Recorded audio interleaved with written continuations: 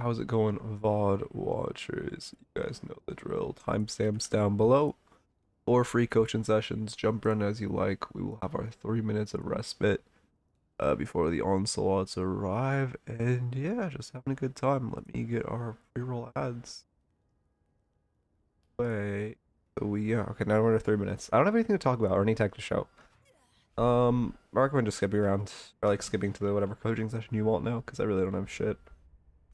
Also, you know, not feeling the best as of late, and I'm also pretty sure I have really bad allergies right now for whatever reason, because I was fine. I went on a walk and I was fine. And like an hour after I walked, my nose got all stuffy. Maybe it's a food allergy. No, that doesn't make sense. No, it's not a food allergy because it only happens in the morning, and I normally don't eat in the morning. I just happened to eat today. Probably some pollen shit that just hit me till after. Probably should talk to local law enforcement about that one. Okay, 2 minutes left. Stop me.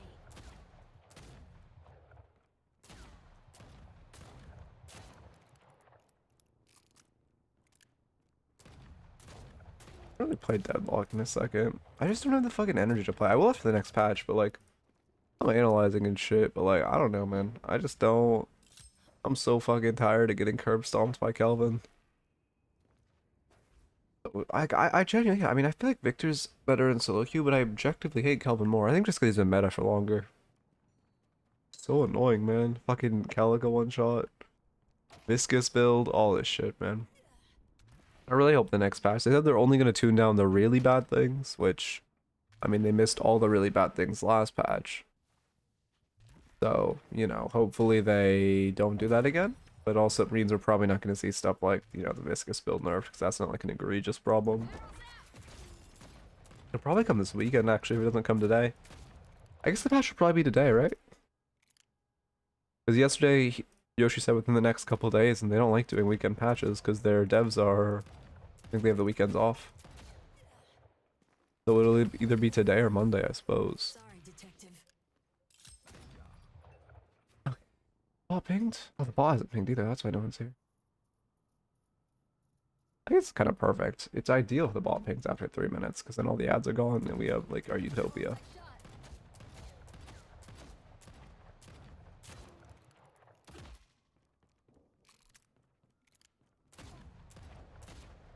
So fucking stuffy, I don't know why. Here, I have 30 seconds, be right back.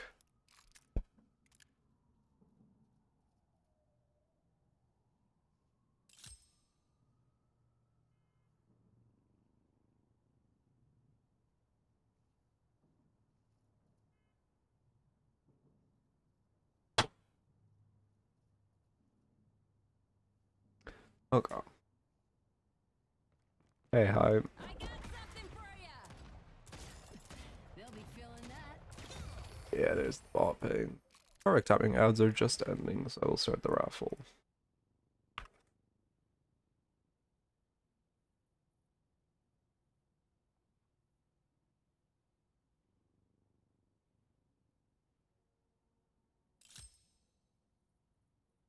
Okay, hey Reedy Matrix. How's it going? I don't know, you stay in my chat. Hi, you're prescribed to be here. Don't even dare watch Swendo, he's bad for you. Hello? Oh, I pressed. My brain just tweaked so hard. Got him. Jesus Christ. Oh, okay, okay, thank you. Bye. Yeah. Oh, God, much appreciated. But I don't know, man. No, we'll probably, if Swendo's still live on an end, we'll raid him. You know, you should show support to the brother, but like, he's not. He's gonna play Deadlock today and then not again for until the next major patch in like 2 months. Can't join a raffle for 40 minutes? Shit, we gotta finish the stream in 40 minutes. I'm done playing nice. And I'm fucking, I don't know. One of the streams where I'm just gonna start like weekend, but then I'll lock in the second the review starts, because if I get 2 more YouTube reviews today, we low-key have daily uploads back, at least for a little. Inarumi. He could win with 1, I believe. Fuck, I feel so bad right now. Allergies. I don't understand why they're so suffocating.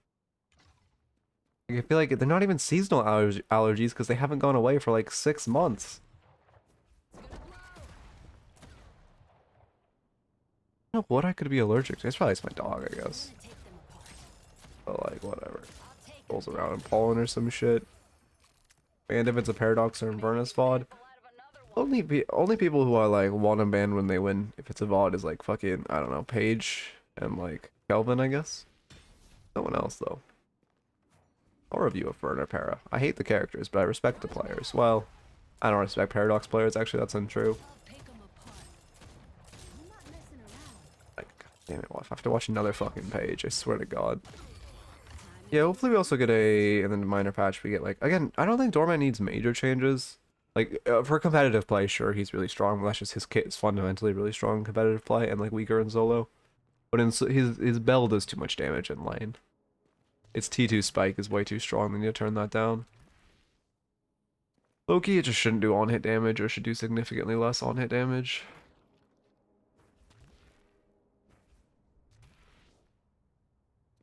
Oh yeah, I guess also Gunman does definitely need a nerf too. Brava, I doubt I'll be streaming that. Well, maybe I will stream on Sunday, but it's unlikely. No, I probably won't. Probably won't. Hey Sasha, welcome. Yeah. What you? I mean, the cat. I don't know. Here, let's get a rabbit. Where's the ball? I lost the ball already. Oh, I put it in here. Okay. Hey Adam, how's it going?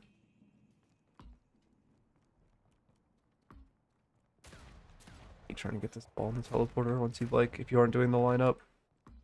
There we go.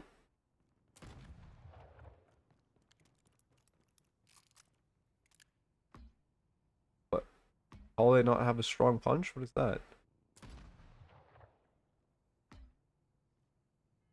God damn.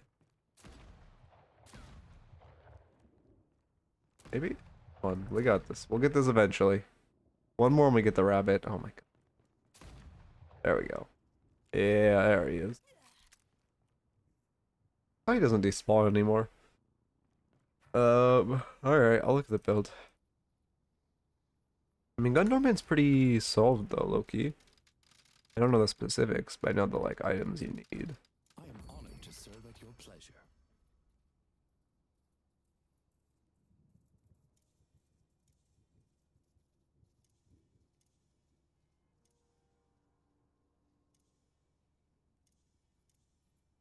Okay.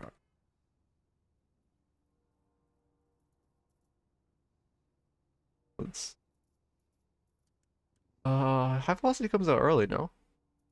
I mean, I guess if you need it, but it's kind of a crutch. Better to just rush your long range. You know, you don't even need high velocity because you're not going express shot on this build. This guy's just a waste. You should just learn how to hit shots on Doorman. I mean, yeah, early long range cultist. You don't. Yeah, resilience for cultist, sure. Sure. Yep, that's solved items. I mean, all these items look fine. I don't know if you really need BLS here. If you're gonna go BLS, you might as well go for A-Trans because the item's OP. Yeah, if you're gonna go bubble lifesteal's upgraded to for A-Trans. Rest looks fine. I mean, maybe not that needed, but as far as kind of automatic. God damn it, one sec.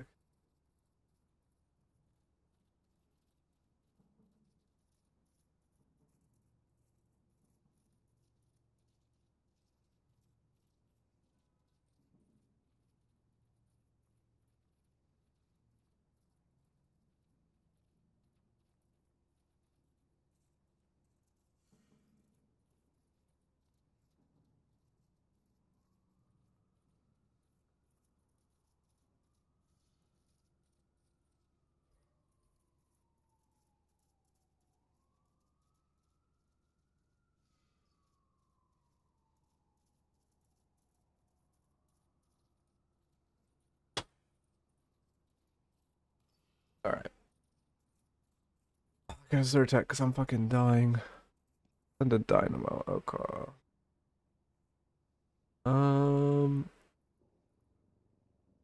Did sharpshooter? Oh, at this point, I mean, you're just upgrading your long range. I guess, well, oh no, I guess I see. Yeah, 'cause at this point, you normally sell long range because you're playing close range. Yeah, low-key, I would just organize this build like cut high velocity, and then cut these two and put like glass cannon, and then buy lucky shot after, and then you can put like furry trance. You can put furry trance in between them. Or I guess furry trance will be malleable based on how hard the spirit of the enemy team is. And then yeah, that seems fine. Blood tribute's strong. The rest of the optionals are obviously optional. Okay. We're buying it before glass cannon, but I do understand. Yeah. Okay.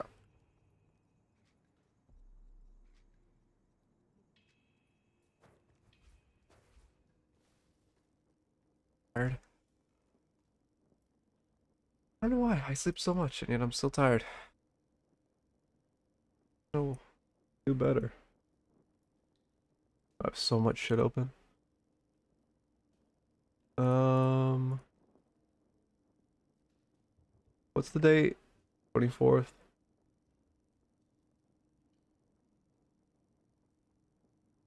Okay.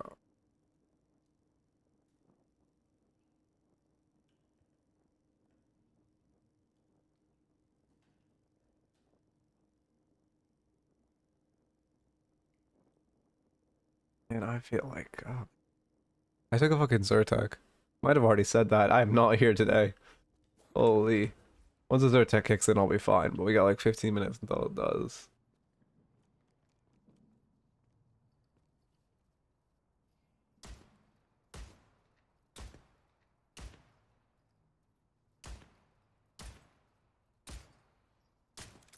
Okay.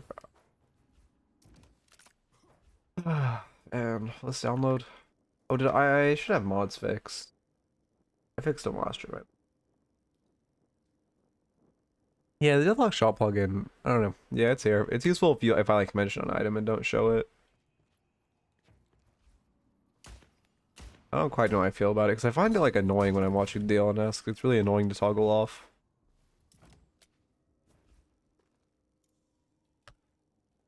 Okay, halfway there.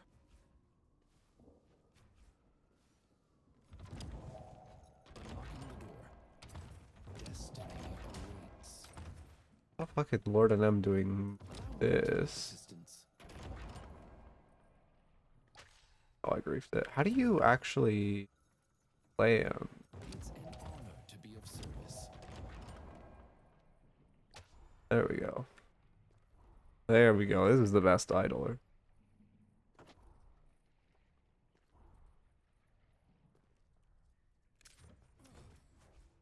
I have not queued MM in a minute. I mean, I queued, what was this, 2 days ago? I queued one game 2 days ago. I don't know. I'm kind of waiting for the next minor patch. I queue MM and then I just get fucking, like, I don't know. You know, Calico, fucking Kelvin, Victor, whatever. I'm just like, alright. I'm waiting till the minor patch. I'd rather just spend the time analyzing. You still need long range in lane. It gives a ton of damage in lane, but I mean, you can upgrade it if you need to. Here, wait. But it's not, you should still buy long range as TLDR.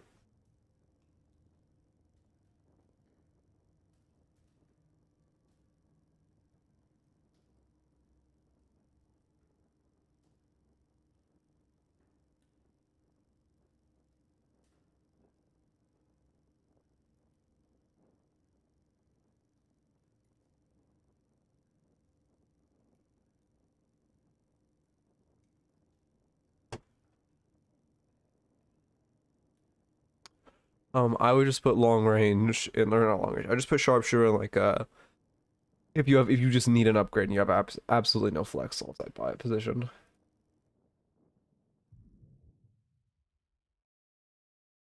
Alright, I gotta lock in. Oh, this probably won't be a YouTube review considering I'm like dying, but you know, I still would like one, so I'm gonna try.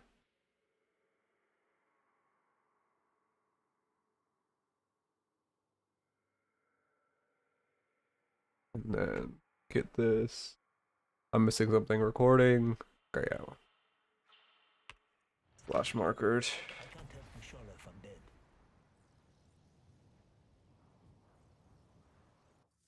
So bad.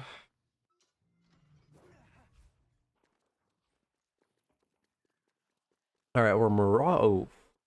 Yeah, I'm gonna give it a second because again I want speed to review, so I didn't do my whole alright after we've had time for the intro spiel. Sucks. I like the parry. It can't really punish you for fumbling there. This is A2. We are a Mirage, Infernus into Wraith Lash, so we definitely should win this lane. We should just put a lot of pressure. We're two pretty strong laners into two kind of mediocre laners, so we just put a lot of pressure. Do our best. Also, Mirage works very well into both of these characters. Iframes is very nice into actually most of their comp.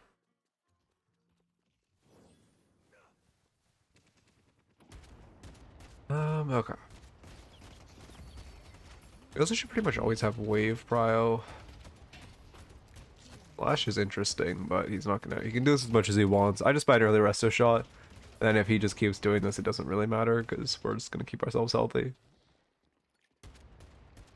You could also go Mystic Regen if you really wanted.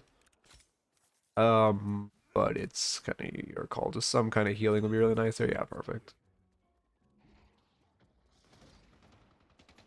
I mean, he's literally just gonna keep doing that, so just hit wave. Like, okay, when Lash is doing this and he's permanently going up here, the way you play against it is you just play the left side of lane and you ignore him. Every second he spends up here, he is not hitting wave, he is not pushing wave. You just play the left side, you get wave prio, then if he comes back down, you can shoot him, use wave prio to poke him, whatever, or you can just run boxes. Also, Mirage and Furnace, we very much like to run boxes, so... I stopped buying regen items and just scarabing the wave. Don't do that. Well, you can do both, but you should still buy regen. Again, we're coming right side. I mean, we keep going right stairs, even though we know what he's doing. We're also not, neither of them, some lanes you have to fear the left side because you're in like Veil Walker lane. Like shotgun characters really like playing in their Veil Walker, but, or in Veil, but neither of these two care about Veil. Also, 1 second.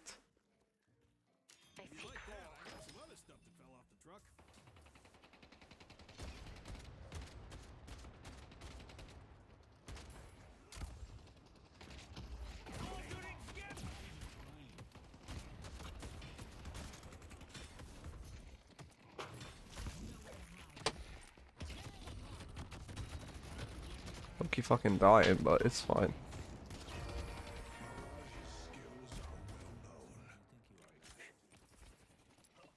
Reactive strong. I mean, only. Well, I guess Lash can proc it with his ground. Yeah, it's fine here. I wouldn't. I mean, Lash only. Well, Lash can proc with his ult, obviously. We only have two characters that can proc it off normal abilities, and Lash actually proccing off his ground slam is pretty rare because it has to drag you. You're mostly buying it for ults, which isn't terrible. But also, we should be dodging Lash ult, we should be dodging Wraith ult. The only ult we should really be... The only, like, CC ability we should really be getting hit by this game is Mo ult. This lane Spirit Shielding is good for sure. Turn on the streamer mode? Yeah, it's a good idea. Oh, it's already on. Let me go online on Discord. Speaking of streamer mode. Bro, I feel... Oh my god, I feel bad. Again, we're just like giving Lash a ground strike though. We hear him doing his funky shit, yeah. We're just not, okay, we're just letting, like Lash is playing terribly by like continually going for these ground strikes. We're just kind of giving them to him. And if we just held left side, would be golden. Hey Pugs, how's it going?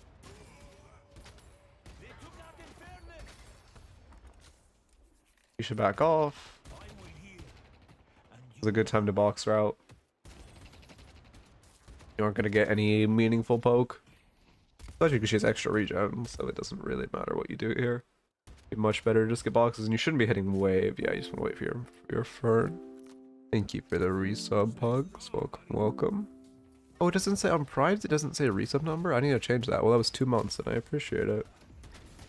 I need to... Here, let me make a note, actually, because I will 1000% forget. Make Prime say resub number. I thank you for the follow. I'm not going to even attempt to say that name though, but I appreciate the follow. All the top Vipers on StatLocker leaderboard. Wait, all the top Vipers on their leaderboard have their StatLocker privated, and it bums me out. I mean, low key, it's because they're embarrassed, but you know. Who's a good Viper? I guess there really isn't a good Viper, is there? I mean, they played Viper in DLNS the other day. You could watch that. It was, I mean, it was one game and they got shit stomped, and I don't think she did much at all, but she was there. What does what mean? Did Mirage stop going CD in Spiritual Overflow Rush, or is it still meta? I mean, in solo queue, I'd say it's still probably the most popular. Spiritual Overflow for sure, you still get on Mirage.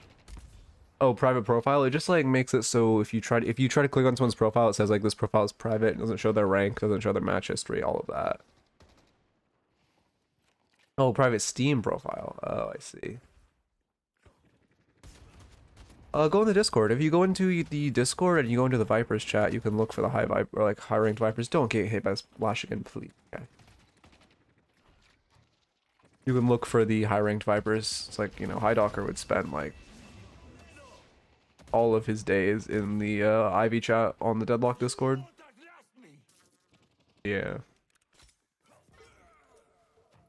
Do we have any Eternus Vipers here? I see probably our highest level Viper one trick. I don't think we have like any Viper one tricks. They're all shitters like me. Well, you can find like one of the high level ones. You can keep asking. Like ask for high levels or make notes.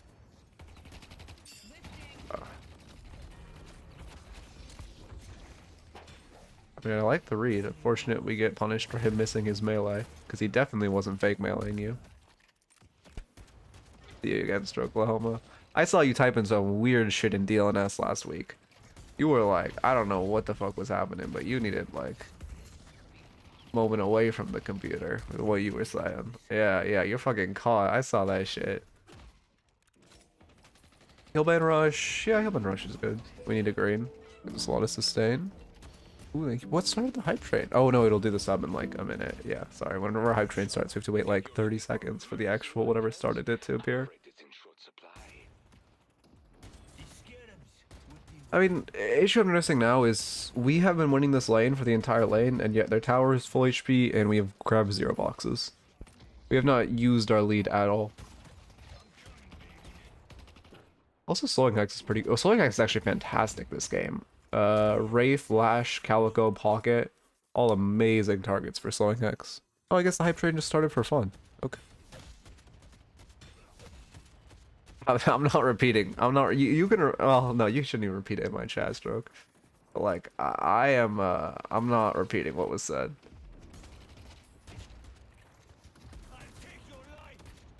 Yeah, I like harassing past the wave here. We're in very fed spots. We need our ult for fun. This is good. They trolled. Should we just have to... Mo doesn't have ult, so he's not even that scary. You could just shoot him here. Mo ganking you without ult is like a teddy bear ganking you. You should be able to get out. Oh, okay, we're playing a little aggro though. We should be trying to backpedal. After last DLNS, I started playing Viper. It was... I guess the second one. It was bad with Jason Kaplan, so what the fuck, yeah.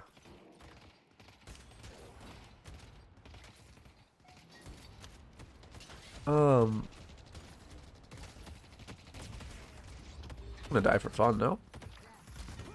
Yeah, there's no real reason to die there. If we just stayed back and hit wave, it would have been fine. We ate Mo's gank, so like, this is fine. If we just stay back, it's great. Sure, they got half of our tower HP, but we took a gank, so we should get pressure in the whatever lane Mo is in. Like, it's fine. You don't have to die for tower there. You should shoot wave from the safe distance.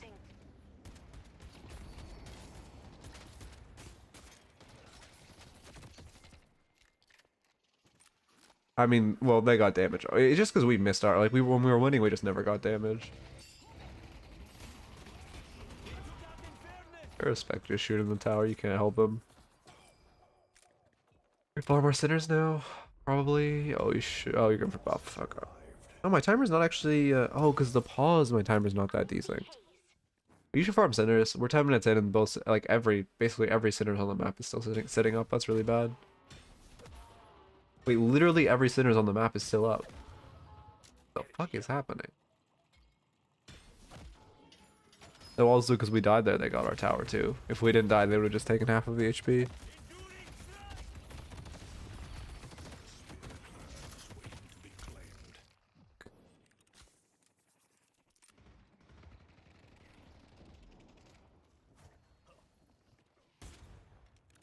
Okay. Damn it. I lost him. Also, your build looks fine. I mean, I guess I don't know what improves spirit. I know you go extra Mirage, right? Normally you don't upgrade it because you're saving for Surge of Power.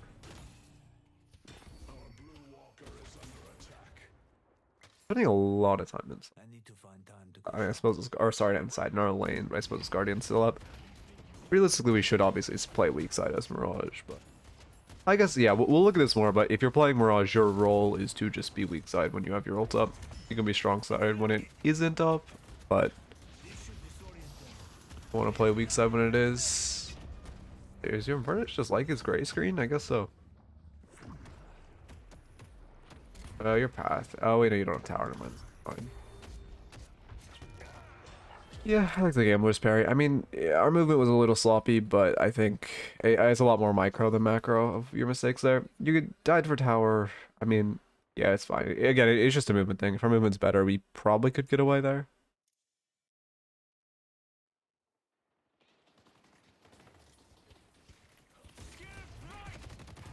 Okay. Strong side just means the side with more players. There's like two in like high-low play, there's two type of like positionings you'll see. There's a classic 2-2-2, which is just two in each lane, right? Two in each lane because the way soul distribution works, you're putting pressure equally everywhere. But the more classical thing you'll see is strong side, weak side, where there's like the weak sider, which in this case is Mirage with his ult, and he's pushing this lane, putting pressure. And then there's, you know, your other side laner who's Infernus is pushing this lane. And then you have your pick character.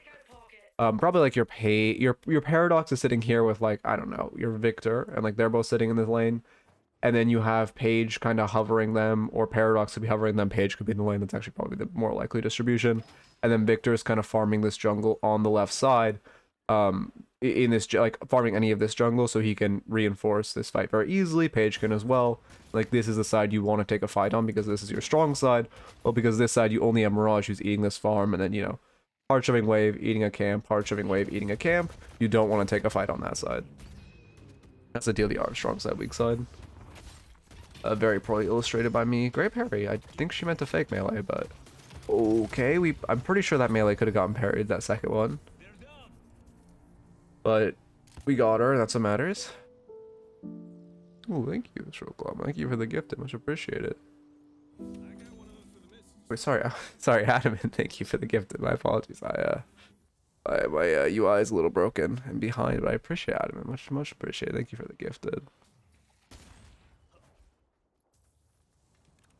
Who is this? Is it a random gifted? I swear to God, this person has been gifted. Oh, I guess it's a lurker probably. I feel like I see them gifted all the time. They're getting target gifted. Also, what is this fight? I much appreciate it, Adam, and I appreciate it. Look at this fight. Are we just TPing into a dead fight? What's our information? We see two of our pages getting jumped, page slash ulted. Okay, yeah, this is a bad TP. You're TPing onto a page, or like an ulted page, or a lash ulted page, but she's dead. Like, she's dead. There's no chance you can ever save a page that gets lash ulted, so you're just gonna die with her. If it's like a Victor getting lash ulted, or like your Infernus getting lash ulted and he counter pops ult, then sure you could TP on them. But an ulted page is always going to die there with no help. Like nothing matters.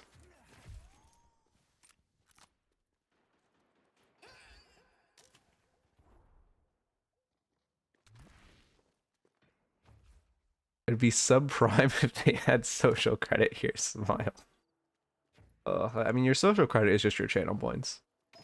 That's how it works. Your Headhunter Rush. I mean, the item's fine. So, I mean, yeah, I see that. I mean, the item's fine. I see the vision.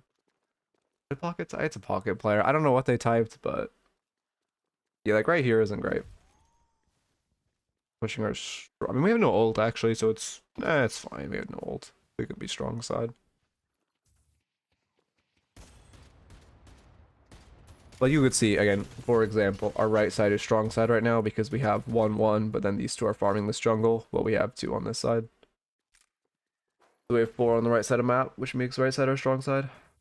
Well, I mean, yeah. Obviously, normally it'd be just the page would be on our strong side as well, but you get the idea. I have a new in-game habit of pausing to discuss going mid with my team, just not to waste the opportunity. That's actually a good habit. I respect that a lot, actually. I do tactical pauses too in game. If I don't know if it's a good earn run or not, I'll pause and like analyze. But I honestly really respect tac pausing for a mid call to actually get your team to go. Not the white tee. He has actual clothes in his closet. Yeah, I got to wear the white tee like half the time. I have like 5 different ones. I just went. Oh, well, sorry, like 10. When I went to, like, when I started going into my, when I got my, I used to work remote in game design. But when I got my first like non-remote position in IT, I just bought like a pack of like 10 white tees. I just always wore them because none of my shirts are really that professional. So I just mostly wear those when I'm streaming because it's easier. I still got the drip. Don't worry. Spellslinger, I mean, on Mirage, okay. Yes, Spellslinger is good on Mirage, however, Spellslinger is not that crazy in general, right? I mean, I would say yes. The answer is that good on Mirage is yes, although the item itself is not in the greatest spot right now, especially because Fire Rate is so easy to get. And the stacks you get are like 60%. You kind of have to make use of the reloads, the minus reload time to really make it useful. Because for one, Spellslingers can get capacitored off, which is the reason it's not sitting in a great spot right now. But then for 2, you kind of have to actually make use of the reload decrease. Like the decreased reload time with it. Because the 60% fire rate is, you know, for a tier 4 item, that's like, I mean, honestly below average. And you obviously with the stacks makes it even more difficult. What's game state looking like? I mean, we're just sitting inside, which is fine. Obviously, it's not that thing, but we're a Mirage, so if we just sit inside, we win.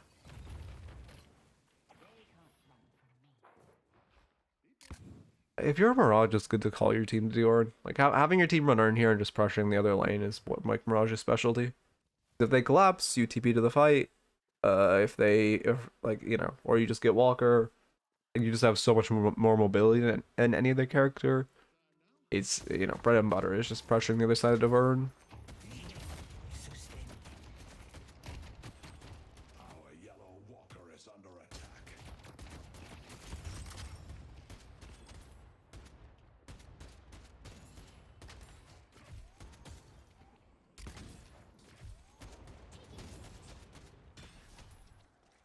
I mean, not really our problem that we have teammates here for fun, but they definitely shouldn't be.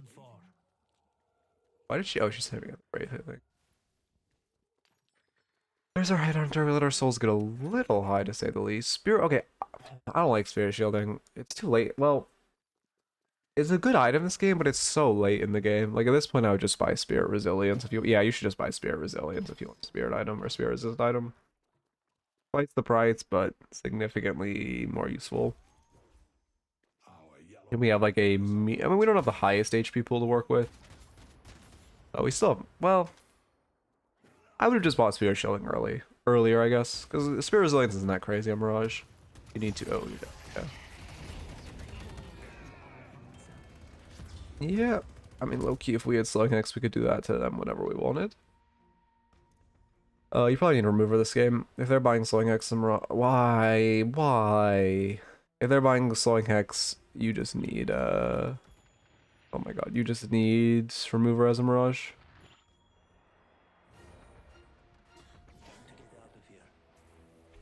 I mean, yeah, Spirit Resilience is better than, well, it's better than Spirit Shielding and Enchanters mostly because it only takes 1 slot. Obviously, there's like statistically it gives, well, I mean, obviously, it's not as easy to equate a shield to like bear resistances, but it's the fact that it takes 1 slot versus 2 slots. That's what makes it get like a huge difference.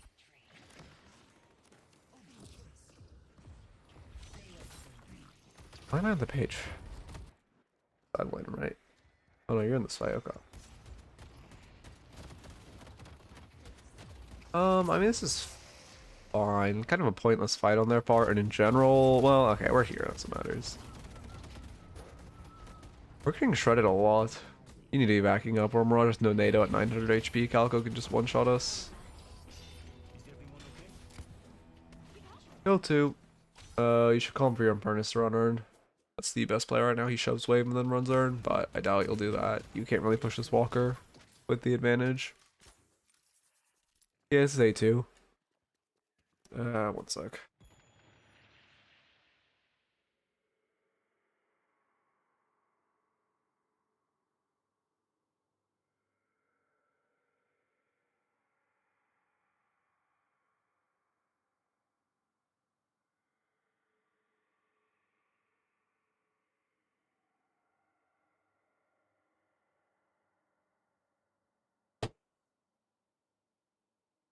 Did I mute my mic? No, I didn't. Also, but keep in mind, Trophy Collector, like, a lot of highlight, like, this isn't, obviously, you know, Ascendant 2 is very lower than it used to be, but also, how do I word? Like, it's not, people still buy Trophy Collector in Eternus, even at, like, even before the rank distribution, like, Cat Cooten, E6 player, he's been on an arc of rushing Trophy Collector first on Pocket every game, so it's not, I wouldn't look at people buying Trophy Collector as, like, surprising, even though they're high elo, because people really like to do it, even when they're high elo. We have ult up.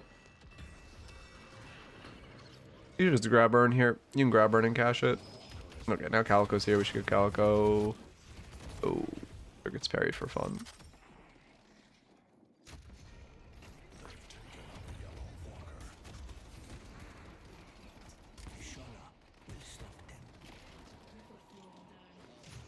I mean, this is kind of the bread and butter thing I talked about, where it would have been better for us to be pressuring side and then TPing into this earn run.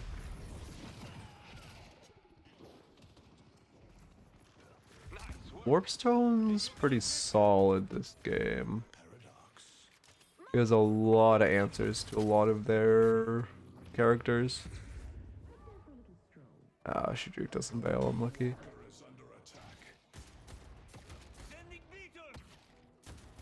That jump is actually fast. If you, instead of meleeing, if you double jump, if you do it quickly, it'll refund the stamina. So it's actually better. Is she still hiding a veil? Yes, she is. Oh man, fucking hate players.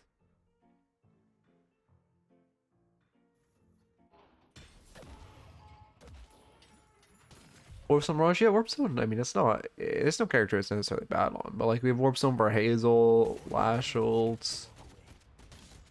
You can put space with Calico, which is really big. I mean, I don't think it's like crazy this game, but it's one of the best answers to Hazel, which we do seem to be getting hit by. Also, just buying debuff remover would be good though. Debuff remover is also very, very solid this game. But then you just have to be careful with your 2 usage. Literally opened Twitter and saw a tweet that says Trophy Collector is a good item when you you don't have someone in your ear telling you it's bad. Oh god.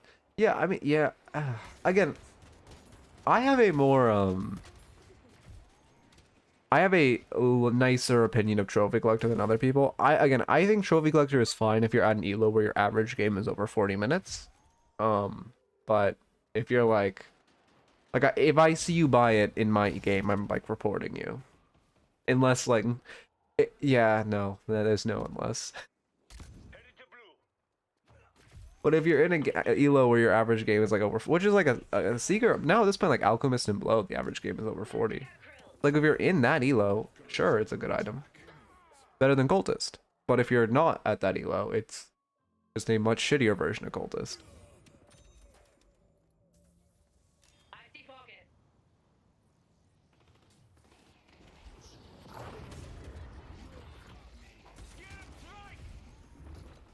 Focus wave here is just crashing into our walker, losing so much damage to minions. Yeah, Krill's gonna take our walker.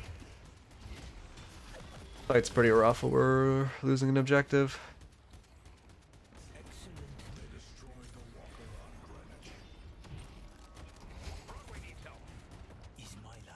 Oh god.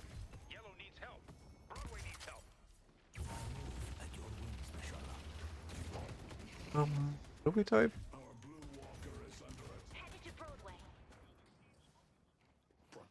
But yeah, I mean, it is. Oh, thank you. Oh, much appreciated. Oh, wait, was this the notification? Oh, much appreciated, Adamant. Oh no, another gift. I really appreciate it. Thank you. Means a lot. So we're gonna get another hype train already. What was I saying before? Oh yeah. Someone's opinion on Trophy Collector. I think it's a good way of judging not inherently what elo they're at, but their level of game. Like it's their how well they understand the game and like the statistics of the game and just like how the numbers and everything work. Especially if they're like, okay, I don't mean this as like a shot at anyone who said this before, but like especially if they tell you that Trophy Collector is better than Cultist Sacrifice, that is very indicative. Put it that way.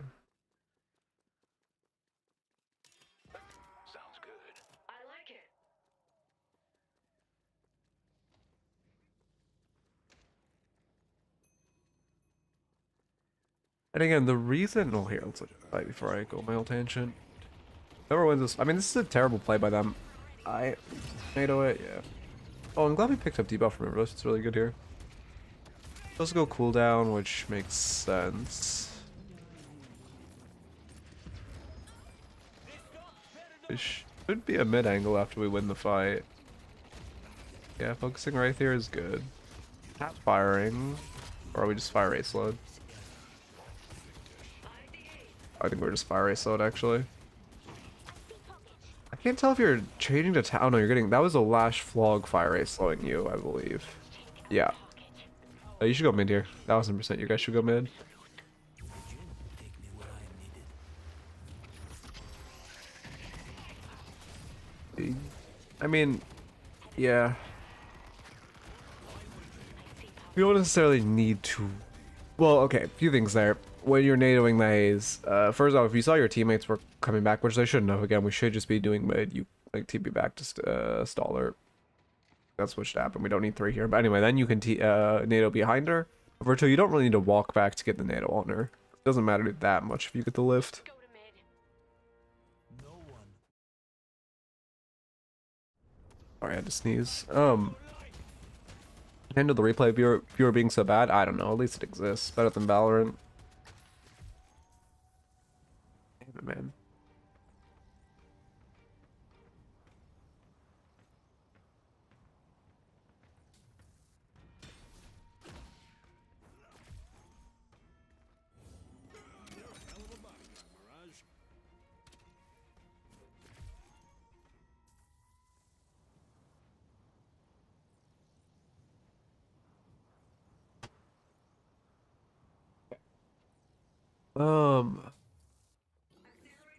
Wait. Wait, what are we talking about? Oh, I like to see Page or Dino buying Trophy Collector. Yeah, I hope one day we get to a point where, like, it is bottomless. Also, we shouldn't be mid here. Again, we're Mirage. We just need to be in a side lane. Mirage with ult, as Mirage with ult, you just need to play a side lane. I mean, our biggest issue is just, like, we're not really playing this character right. Also, mosh pitting a ton in this game. Oof. I think my cooldowns were glitched and you didn't have NATO up. Yeah. Okay. Oh, and your remover's down. Okay. Yeah. You're just. Oh no, it's yeah, it's back up. Yeah, it's back up. You should have NATO'd out of this. If you just NATO to the side, or you can NATO into a Lash that's ground striking you, and you'll catch him out of the air. Like after an ult, if he doesn't have stun on it, if you miss your NATO, you NATO directly at him, and then it catches him in the recast, and you save yourself and your teammate. But also, the reason Trophy Collector is bad is because it's an item that gives you, it encourages you to fight, and it makes you better in a fight, but it gives you no stats to actually help you fight. It gives you no benefit in that fight versus Cultist, which gives a ton of farm, like passively, and gives a ton of good stats. And then also, there is an argument for it being bad even if your game's over 40 minutes, which is it encourages really bad habits. Haze.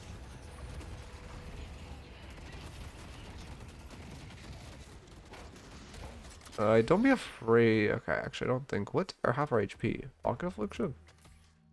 Pocket Affliction does. Yeah, counterspell's decent this game. There's a lot of stuff it's solid into. Rebots? Crippling Headshot. They have Mo. I would low-key prefer Spiritual Overflow. Crippling Headshot isn't bad, but they're like pretty mature. The vast majority of them is pretty scary. There we go. Got to the sentence I was trying to say. When Colts is up for the second time, there are no T3 creeps left. I mean, in theory, you should. The second time, in theory, you should have a T3 creep. But at like the third time, usually when there are no tier 3 creeps, it's fine to just do a tier 2 or like a lane creep. If there's no camp sub, it's better just to play for the buff and just do Cultist a wave or Cultist a tier 2 camp.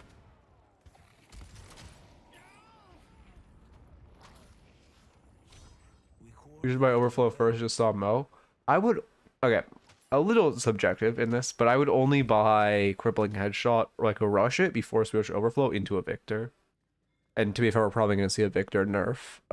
Well, the philosophy will still be the same. Although maybe that would change based upon the nerf that's going to come either tomorrow or today or on Monday.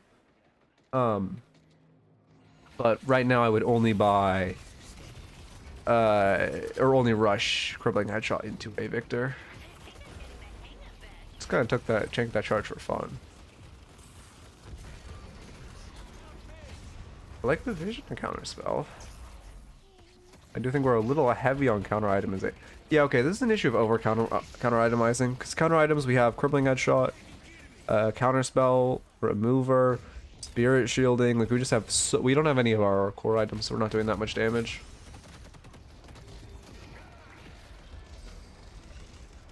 Yeah, I mean, also, it's kind of insane they're allowed to run you down, but like, you and Infernus are just switching roles this whole game.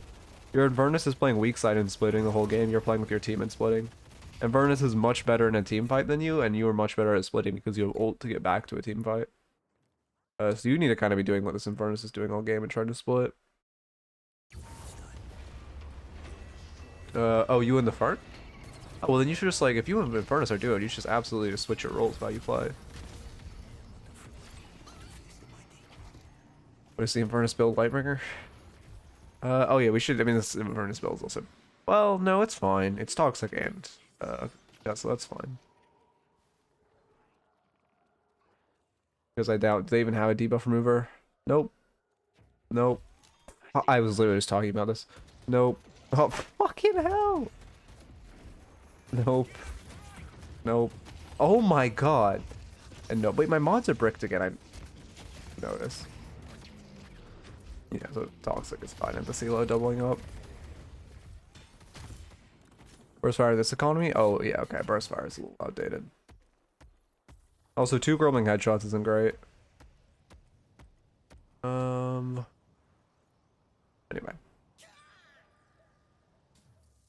I'll just reinstall after this. Probably just some minor patch.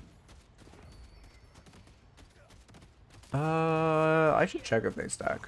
Because I haven't tested it myself, but I'll check it myself. But everyone says that they don't aren't good together. I have not verified this myself. They made their choice. It's time.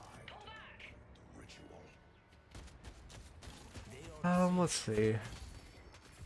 Just play for mid boss. I would run Urn. You guys have good wave prow. Like, your role should just be shove this wave in. Oh, actually, you could grab Urn now. Someone could grab Urn, you shove wave. Chillin'. What's your opinion on healing tempo versus Spellslinger for Geist? I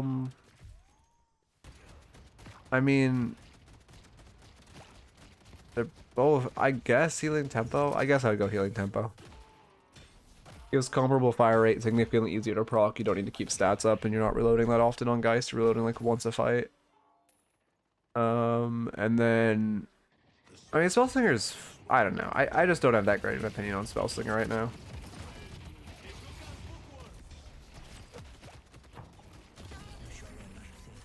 It's crazy.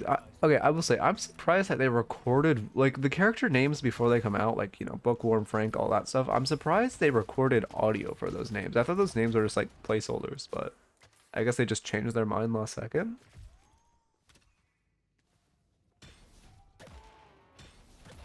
I mean, I guess it depends what Geist build. I'm thinking like a Suck Geist, which is the most common. If you're talking pure Gun Geist, then yeah, you're probably reloading more.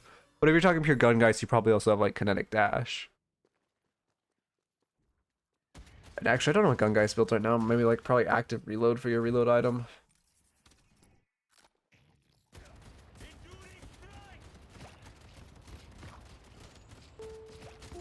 Thank you. Follow Zax. Welcome. Also, the thing about Geist is, like, she takes a lot of, or sorry, not Geist, Spellslingers, it takes a lot more micro. Even if Spellslinger is like 5% better, the amount of like active management it takes is just like, takes away the benefit of that 5 or 10%. Also, thank you for the follow. Lane Greyheart, welcome. You guys need to contest this, you're basing to buy, and then you're gonna ult in, I assume. Yeah, we've unstop on our ults, so we need to time this. Rejuvenator is descending. Oh, we're taking long to buy ults. Ults, come on. There we go. Oh yeah, we're just too late. It would have been huge if we got there in time to give our, you know, our whole team the unstop, but we just spent too long trying to buy.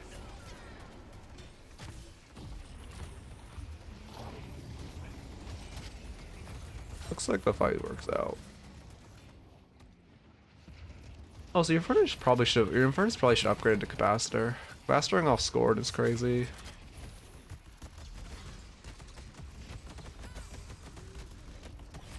NATO, is it gun Krill? Not gun Krill, he's just doing that much damage with his gun. Alright, Krill moment. Why does his gun do 200 DPS with 0 gun items? Alright, we love Moan Krill. Wait, his gun does as much DPS as you. I love Moan Krill.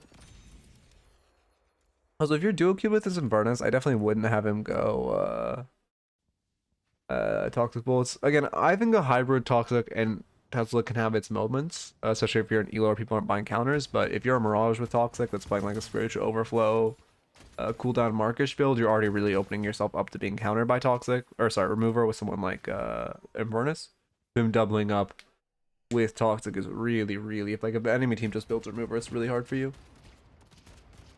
I like the tempo as well because it's 100% active due to Malice, and you always have movement and fire rate. Yeah, for sure. Do you know why some boxes don't respawn when they're broken after 3 minutes? I honestly have no clue.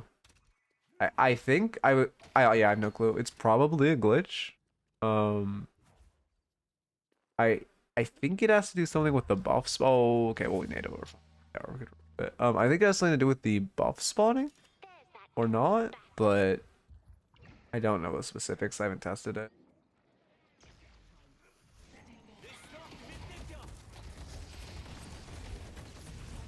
Is really does it take 6 minutes with boxes that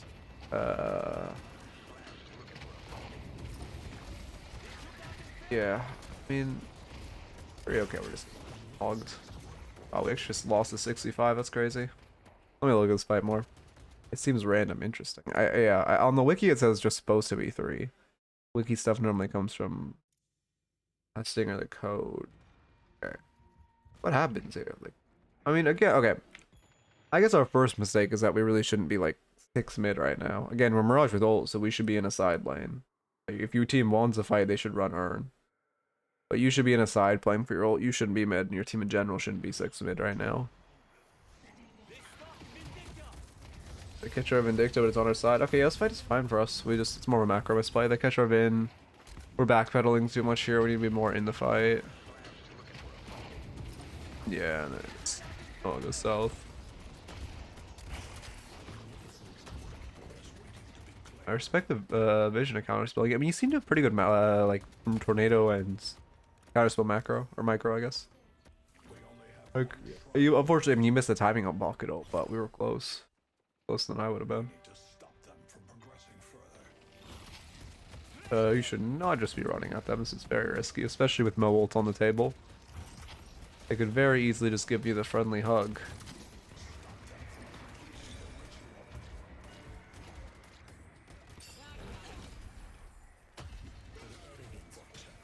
I will say, your Tornado macro, you should be ready to dodge that Wraith ult.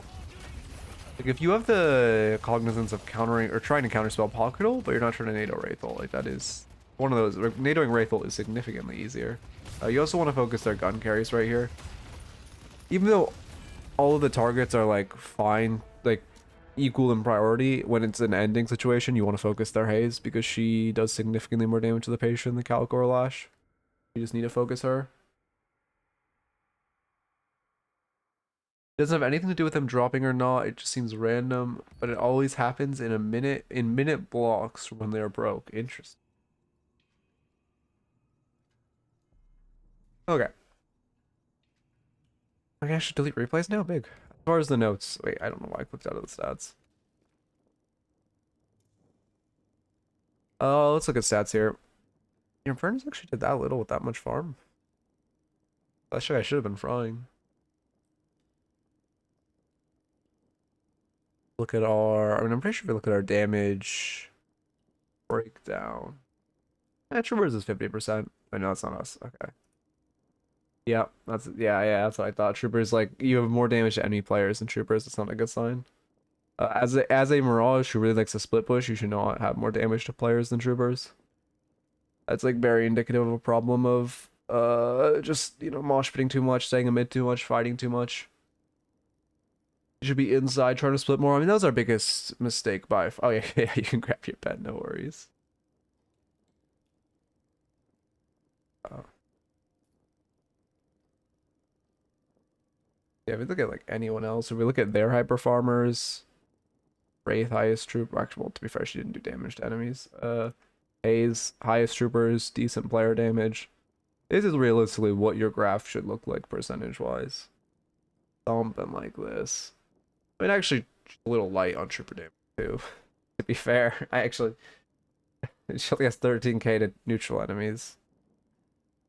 Okay, actually, that isn't that great. No, I get it, but I guess her graph more just looks better because she wasn't really doing damage to enemy players. But you get the idea of this is how it should look. But obviously, all these numbers should be boosted. Okay. So the biggest mistake you had, and this graph is indicative of this, is just we weren't splitting enough. As a Mirage, you really want to play in the side lane. And you really want to use, especially when your ult is offline, you can be kind of going towards your strong side, playing towards your mid. When your ult was offline, in that case, it was fine for your Infernus to be the one like on your weak side while you're kind of strong side. When your ult's online, your Infernus is much stronger in a fight, and just, you know, in general, he's Infernus right now.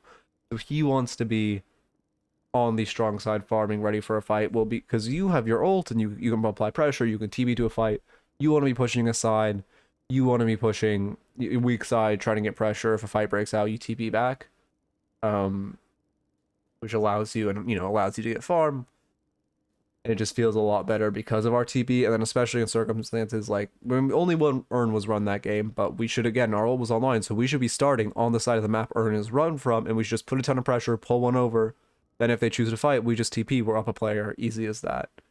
Yeah, I'll get on the counter itemization. But just you need to be a little just more weak side split focus, playing around your ult to ult back. A little distracted by the Infernus build. It's not that bad. I mean, honestly, this isn't that bad. Anyway,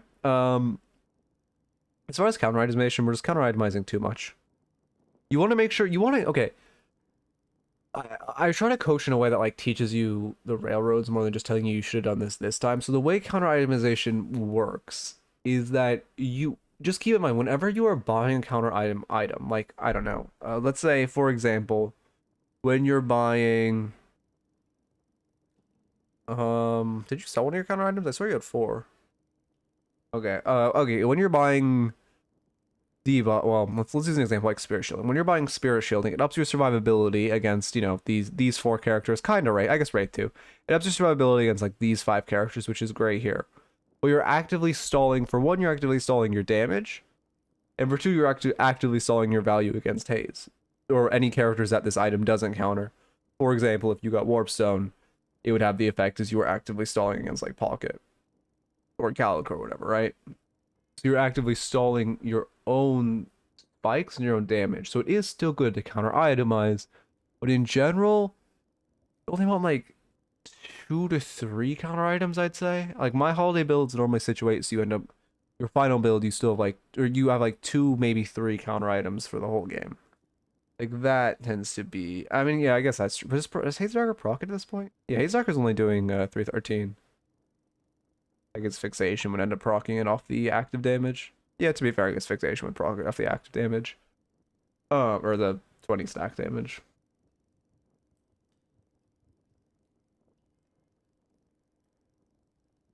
Yeah, so we are just counter itemizing a little too much. Again, I think these items are fine. I do think Spirit Shielding is good. I think it just should have come out earlier because we're into a, well, 100% Spirit, and then a 50% Spirit lane when I think Lash was also doing significantly more than Wraith this lane. Yes, Lash was doing significantly more. So also there's just a capacity. So also there's a capacity of this item should have come out more in lane. I think this item is fine. I'm not critiquing the buy of Spirit Shielding. It's more when you bought Spirit Shielding. But in general, we're also buying debuff remover and counter spell and crippling headshot. We're really stalling our own damage and just kicking that can further and further. And I do like crippling headshot. I just, against a Mo, I wouldn't rush it. I would get spiritual overflow first and then get crippling headshot. I'd only really rush it against a Victor. Um, uh, there is a lot of heroes that proc it, yes, but it's not. Keep in mind, it's also a like time window as far as DPS. So like, I don't know what ins or whatever. Like if Haze doesn't sleep you, she's not gonna proc it. And you know she's only sleeping one person in a fight, right? So there's a well, we'll just say there's like a 50% chance she sleeps you, whatever, right? So like, not it is also just conditional of what they use on you. But like, yeah, I'm sure every character could, in theory, proc it, but cooldowns make that a different story. And then yeah, I also think I like the counterspell buy. I like the remover buy. Both of them are a little rough because you're sinking 6k into a pretty similar like counter itemization bucket. But I think they're good. I think they're fine here. I mean, the remover, the debuff reduction inactive provides a lot of value. Counterspell also provides a lot of value here. What items would you not buy? Let's see. I mean, I don't think there's much I would not buy here. I would just buy Spirit Shielding sooner. I'd probably, if I had to choose between Counterspell or Debuff, like I probably wouldn't buy, I'd probably choose one of these. Debuff Remover and Counterspell both have arguments for them. I'd probably just choose one. I think you got more value out of Counterspell. Well, we can actually check.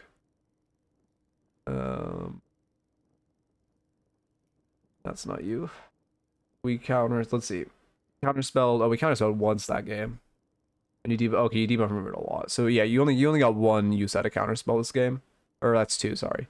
Two uses out of counterspell this game. So I'd probably just not buy counterspell. So you can get your spike a little sooner. And then I would kick crippling back. But I think you just kind of have to choose one of these items. Getting both of these just really, really stalls your own spike, and especially before you have toxic bullets or spiritual overflow or any items that are really like increasing your own damage.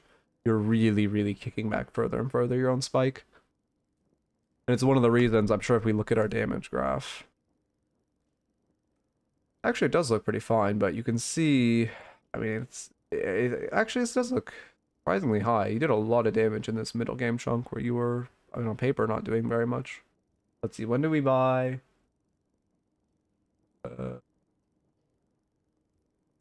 I don't know. I can't find wherever it is. Oh, here's toxic bullets. At 33 minutes is when it appears. Like, that's really, really late for toxic bullets. And in theory, we shouldn't have, like, if we did this much damage without any of our damage items, this graph would be so much higher if we actually had our damage items. Yeah, again, I would just stall counterspell. And again, in general, I wouldn't buy more than 3 counter items a game. I think dedicating 3 slots, or sorry, I wouldn't have more than 3 counter items at a time, because dedicating 3 slots to counter items on most builds is, again, generally how many slots you can afford to give at a maximum without like really, really missing some of your cores. But obviously, again, that varies by build. But when I'm making builds and stuff, I find that to be the like hard limit. And yeah, this one's 4 slots right now with your countering. That's why I would just kick counterspell. Next up, I would just focus on waves in general. I'm thinking, well, there was one fight that kind of broke out where it was on our side, and they just had a wave crashing into our walker. You need to look at that and be like, all right, this fight's kind of stupid. Let's just clean up the wave and then go to a fight. It's always good to get wave pile before you fight, and having waves pushing into them before you fight is really, really big. And just, trying to make sure to prile waves and really, again, push waves and stay in that side and split and try to get waves constantly crashing into their walker as a Mirage. But yeah, those are the biggest notes.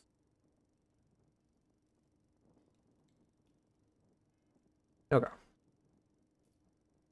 Well, yeah, again, I would almost just switch how you two played. Like, your roles should almost be entirely switched. Your Infernus was always, like, you two, if you're dual queuing this, you're probably both of your side lanes almost every game. But you need to be the weak side lane, and he needs to be the strong side lane. And I appreciate the view, Koala. I will take it. Like I said, I always will akin streaming to just like a Pokemon game where you're collecting as many asleep viewers as possible. Let's see. Let me get a new raffle up.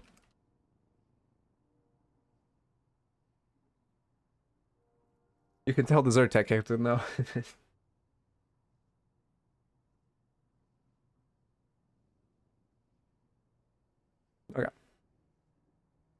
Yeah, of course, of course. I, again, pseudo banned for a week, and then use what I said, apply it, and I'm happy to coach you again after. Again, also this weekend I'm probably gonna get the minimum requirements set up to hopefully thin raffles out. It'll be nothing crazy again, but hopefully try to get these raffles back down to like 15 people at most. Oh, Sonny, wait, before I run ads and everything, is Flammable, is his team in this? Is his team finally here for this tournament? Strong side just in general. Okay, there's like two iterations of how you will generally play. Well, obviously in solo queue, there's sometimes you're just gonna have like 6 mosh pitting for fun. Oh, he got an invite. Oh, interesting. What's his team called? But no, strong side means which side you have more players on. But it also means like, okay, well, generally you're gonna have a 2-2-2 split, or in like again textbook play, or you're gonna have like one in each lane and then one in each side lane, like 2 people in middle lane, and then one person farming the jungle in between the mid lane and side lane, and that's gonna be your strong side because you have like 4ish people that can get there. Where your weak side is gonna have like late rotations. Okay, I mean I'm sure I'll know by names when I see him, but I hope that I think the EU finals will be really interesting to watch. Okay, let me.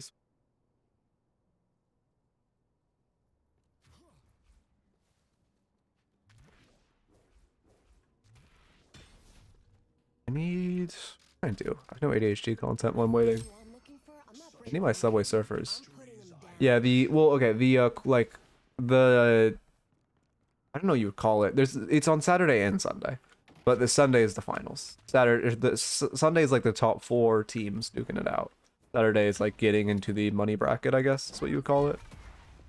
It's not even group stages because it's still like an elimination tournament bracket, but it's like I don't know. It's not. It's just like the round of 16 being divided into the round of 4. I guess that's how you'd put it. Actually, you might be around it. No, it's round of 16, right? Maybe it's round of 12.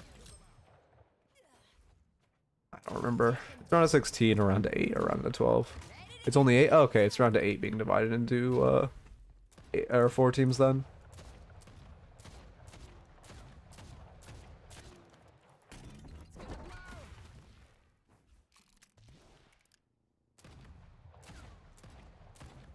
He died? Oh, that's my mouse pad right now.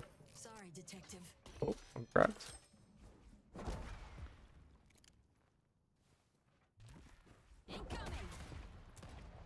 But yeah, I mean, I'll obviously watch it. It'll be interesting to watch. I hope there's contention. I mean, obviously Abraham's winning Dale and us last week like that.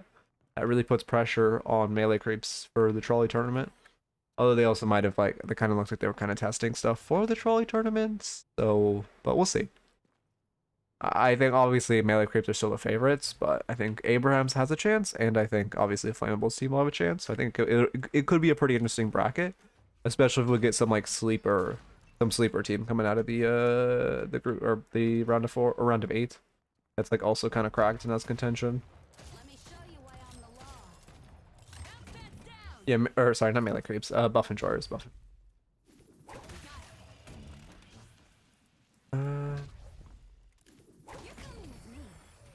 I don't know why I always get their names confused. For some reason, they're very similar to me. God, can I lasso? There we go. I'm gonna practice my bunny hops. Not letting you raffle? You have to make sure you have a message in the that name in the the match ID's channel. You have to have a match ID, and then it should let you just click the blue box. Fearless Furries has a chance for top 3, but the other teams don't really have a chance in a best of 3. I see. I believe in Fearless Furries. Says I need to make a new one, but it's changed. I mean, it says you need to make a new one. As long as you just write in the, gotta see a pop-up here, the match IDs. I mean, you could send a new message and then try. It should work. It's been working for everyone else. It's probably, I would just recommend trying a new message.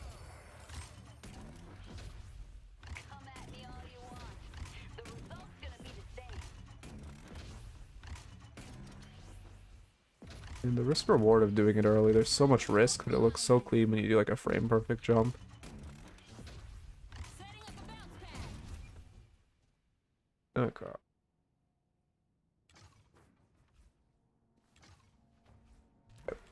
I fucking I really want to get better at like these jumps where you jump into a corner and then corner boost off of it. I really need to practice them. I should practice them here more. I always fuck them up.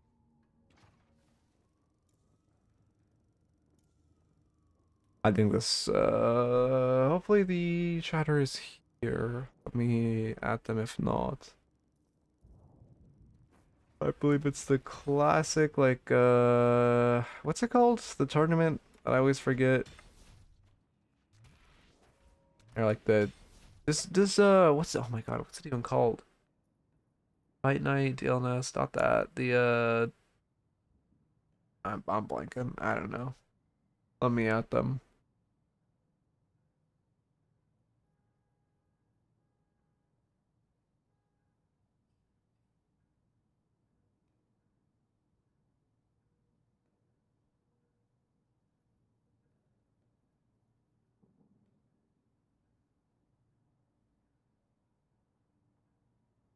There we go. Do you have a different match ID? One.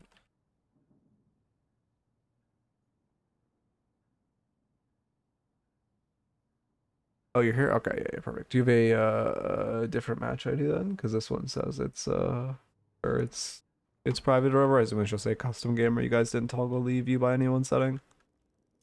Does this?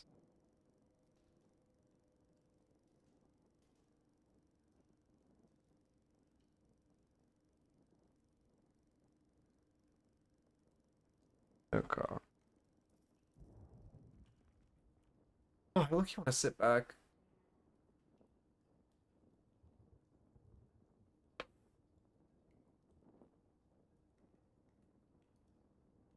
Not Death Slam. I mean, it could be Death Slam, but I mean the one that existed like 4 months ago that like open or face it, face it. Sorry, I know you can't hear me. It was like face it.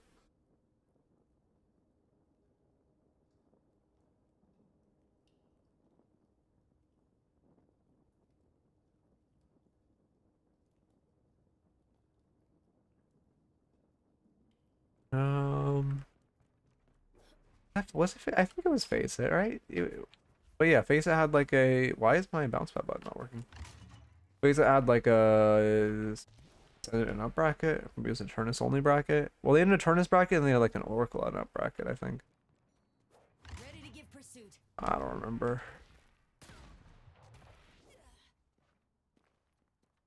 Catch. On my PC? Yeah, okay, yeah. I don't mean I can refund you if you don't have a different one.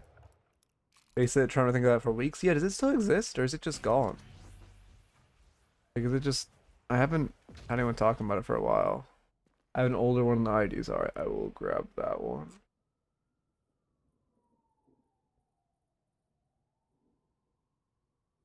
Search like by person. No, I always those mod view your I'm not trying to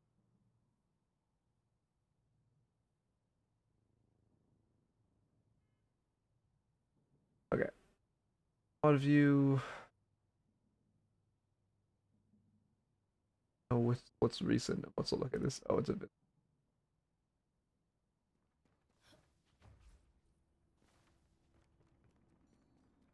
The one Miklos neither E6 was invited to. I don't know about invited, but there was like an Eternus bracket. I don't think it would definitely wasn't invite only though. Oh, Eternus. This one also. Maybe I didn't copy it. Let me check. The same one. I have permission for that one. Check the recent one again. Yeah, don't have permission for that one. I can check the Kelvin game. Okay, the Kelvin game works, but is this gonna be broken? 10-20? Oh no, this is fine. Okay. Is this Kelvin game good? It is your oldest one that will work. I guess it was also the same day. The Viscous one. I could also do the one before from the 17th that was Viscous as well if you wanted. Oh, a game is good? Okay. If you prefer a Viscous game one, I'm happy to do the one from the 17th as well. This replay shouldn't be broken. Oh, actually, I need to restart for mods, speaking of.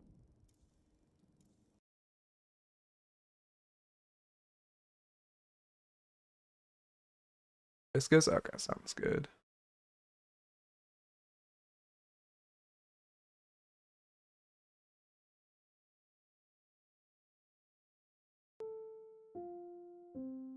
Thank you for the follow, Dragon. Welcome, welcome. There we go. Re-download the mod. Hopefully it actually works visually. Oh, let me get your mod view back up.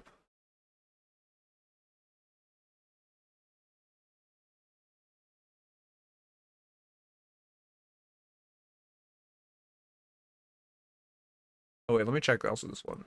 Check this one works there. Okay, copy this one. Come back here, re-enable the mod, and then relaunch the game. Hopefully it actually works. You need to re-enter raffles. Yeah, you have to re-enter every every raffle. If you just go to the raffles channel, just the blue box under the raffles.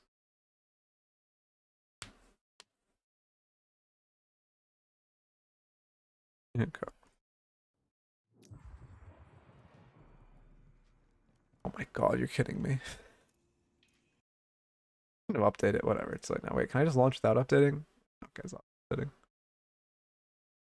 I swear to god, this is gonna break the mods again, isn't it? Damn it, it is. Wait, it unironically is.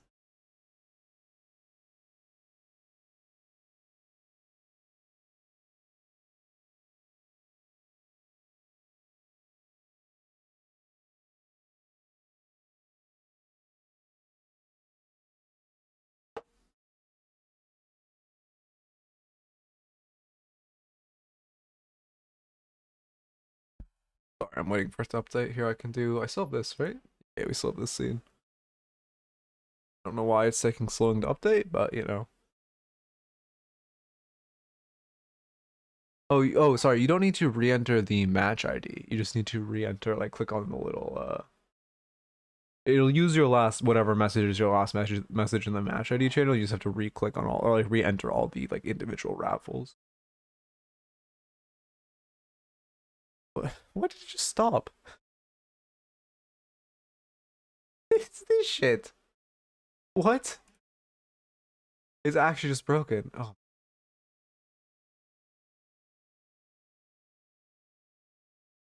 Cool, Deadlock. Very cool. Very, very cool. What do I do? I'm gonna verify game files, I guess.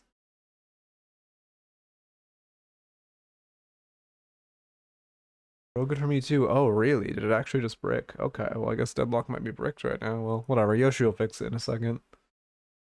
We just wait for our, you know, Yoshi to do his thing. Anyway. Oh, now it's working. Okay, now it's working. Took a second. Okay, let me re-enable the mods. I reinstall? Can't be bothered.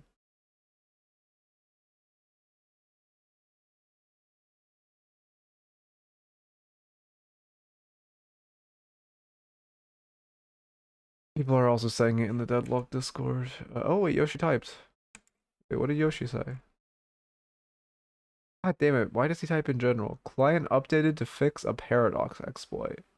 Oh, W.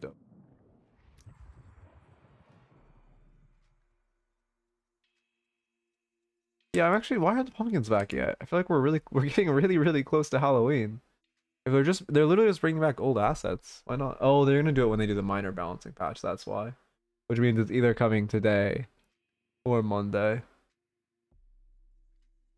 I would expect today, but we'll see. Maybe it'll be Monday. Or if we're only one raffle deep, I've been sure for so long, but I guess we've just been so scuffed. Okay. Let me check. Okay, back to what I was doing before. Check the Viscous match ID is working. Okay, it is. Download this one. Okay, we're perfect. There we go. Back to your regularly scheduled coaching. It's streamer mode back on as well. Yeah. What paradox build should you use? Let's see. I mean, I know Wraith. His build is solid. Oh, it's literally this one. This is Wraith build front of the stream. He has a solid, very solid build. Other than that, I mean, I mean, if it's a Lightbringer build, also.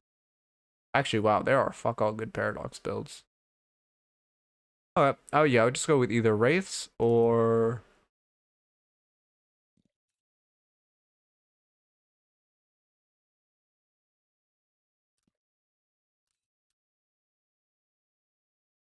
yeah, this build looks fine. Yeah, okay, this build looks fine. Yeah, you go Wraith or Lightbringer. The other one's good.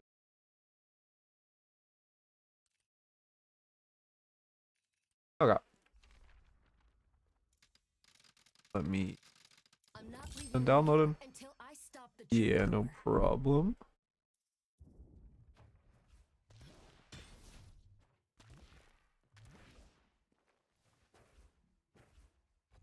I need to put Cultist as mainstream my build.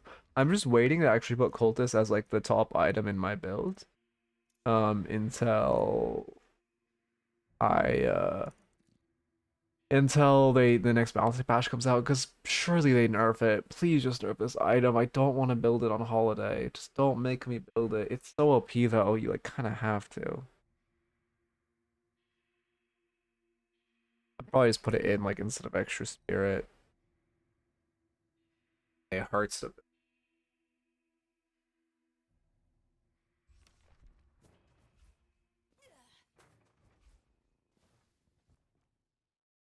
Oh, you can probably tell it's a Friday. I'm not in a fucking like uh you know. I was kind of locked in the last review. I'm just like I need my weekend. It's been a long month actually, but you know, well, maybe not that long.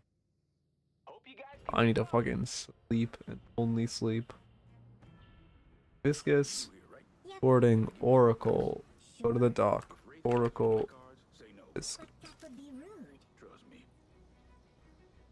Schmucker, Oracle. Okay, on we go.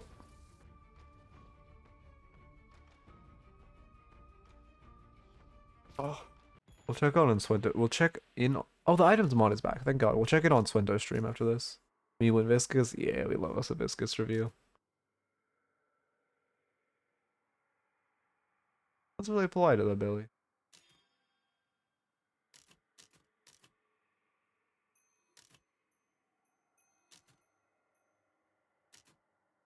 Is Paige really good now? I see her win rate is high. In solo queue, yeah.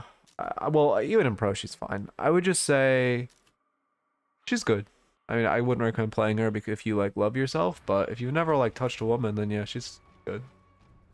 Just like Paige.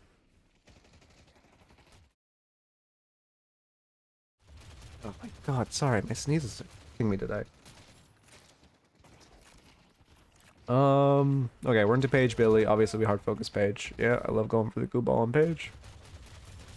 You need to, again, you're into a Page. The whole lane revolves around your barrier. I wouldn't tank minions like this. Careful.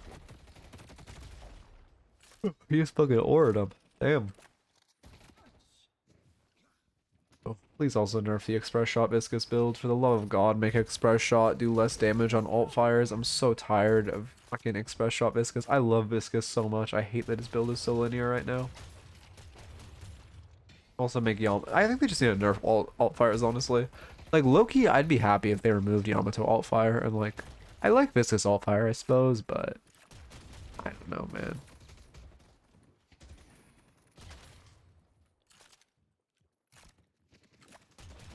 Yeah, Well, obviously alt fires never be removed. Don't get me wrong. Actually, no. You know what? I like the vision of alt fires. I just hate Yamato alt fire. Oh.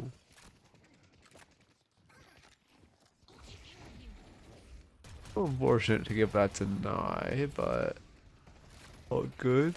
She just threw her barrier for fun. We should not go in when her barrier is active. Like right now, we should just be running at that with no barrier online. We should just like try to get an ignite, fern dash, flatter 'em, like hit everything. Cube's actually really good in the page because you can stall out her barrier as much as possible. I like going at second. Although low-key I'd hold your level, because like if you had held your second level, you could have seen, oh, she just threw her barrier on her Billy for fun. Let's halt level our 3 and run at him when barrier's gone. Or if she had used her barrier at a good time, you could have cubed whoever the Billy was going. Well, I guess the Billy would be going into your fern. You could cube the fern. I think just fire rate for Yamato alt fire should be nerfed. For me, the issue is Yamato alt fire isn't bad out of lane. It's just so cancerous in lane. I think it just needs to do less damage early and have like better scaling or something. It's just how much damage it can output early as harass is so miserable to play into. We are taking a little too long to think about our buy, but good mystic shot. You should always be thinking about what item you want to buy next.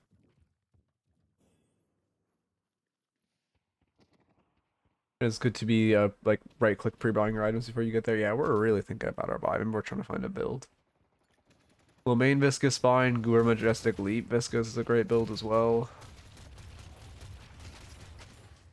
Pretty much just don't use... I can't remember who has a build that's literally just Leap Viscous under a new name, and it's so cringe. But don't use that one. Use Goober Leap Viscous if you're gonna use a Leap Viscous, and not whoever's just ripping off his build, but Deathy put him on the spreadsheet for some reason, so it's like popular.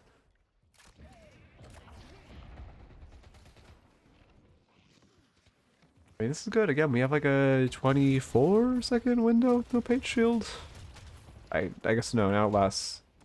How long does page shield even last now? 8 seconds?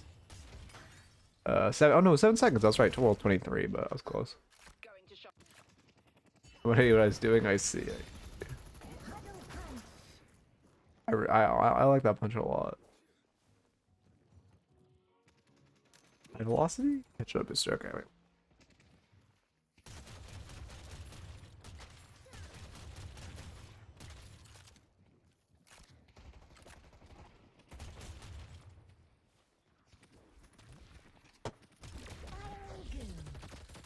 Okay.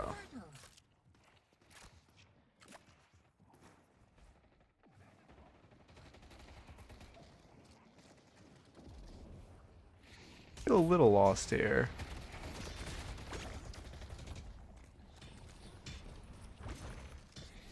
I like the vision.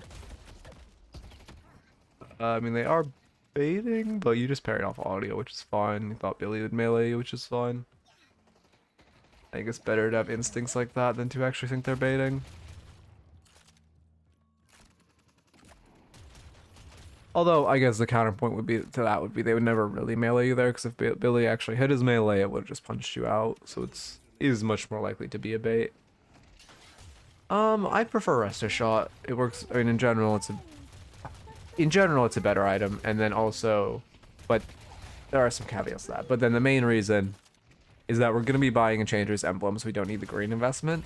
And then the main reason is that it works very, very well with Mystic Shot. I like the cube, but our cubes are just coming out late. Going to be cubing his one, or cubing before he drops his one there. User got a cubing after his combo, which isn't great. I get the ball is fun, but I don't feel useless when my ult isn't... Wait, but I don't like feeling useless when my ult isn't online. Oh, for ball build? Yeah, ball build is not very good right now. Oh, careful, you're gonna get collapsed on hard. I mean, she's trolling on the right side. That should definitely have been parried, but it's fine. You should not use your cooldowns on the camp there. If she's pressuring it, just let them, like whoever walks in and hits camp, or whoever uses their cooldowns on camp first kind of loses. Because then for one, you don't have their cooldowns, your cooldowns to use on her when you go into the fight. But for two, when she drops her cooldowns on the camp, they're gonna finish it off and she's gonna get the souls.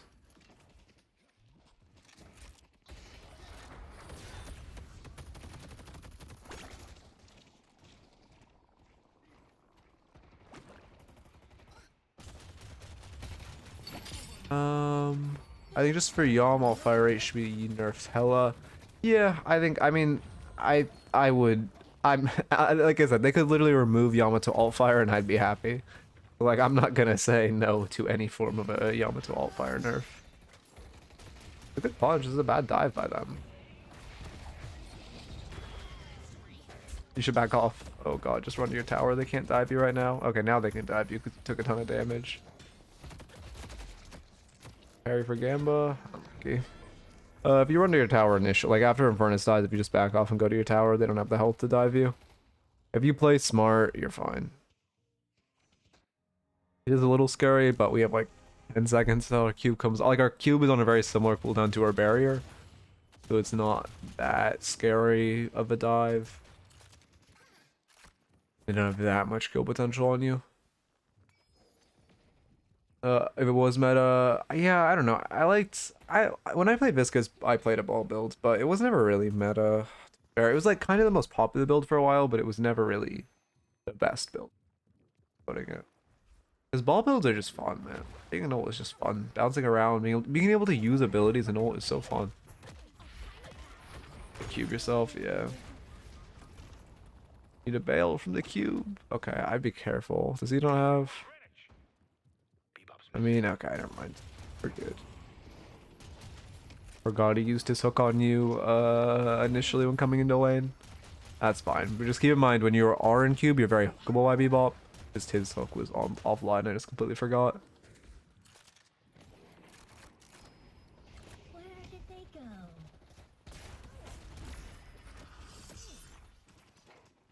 Him usage is also a little rough. Sitting low stam a lot.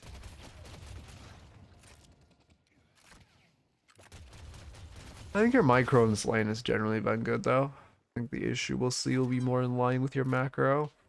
We're Viscous, so I mean you have good split because you're very unpunishable with ball. And if you're not, when you're going this express, well I assume this is the express shot build because it's like the only good build right now.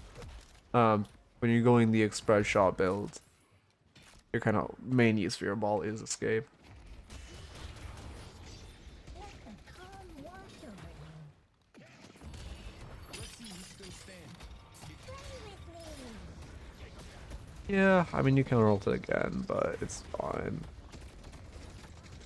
Good option. Oh, it's infinite.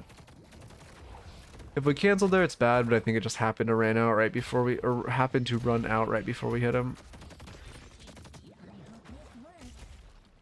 Power punch, he dies. That's unfortunate. Oh, he still dies because an inter. Nice.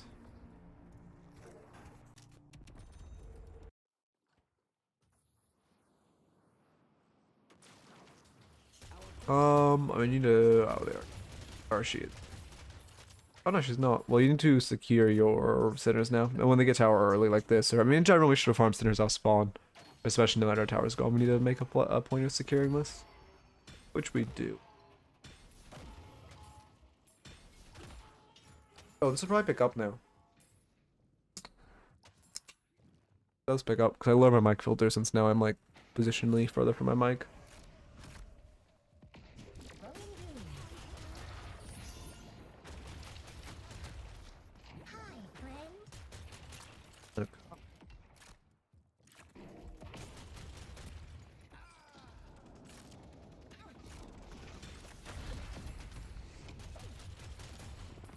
Just base drag. Holy shit.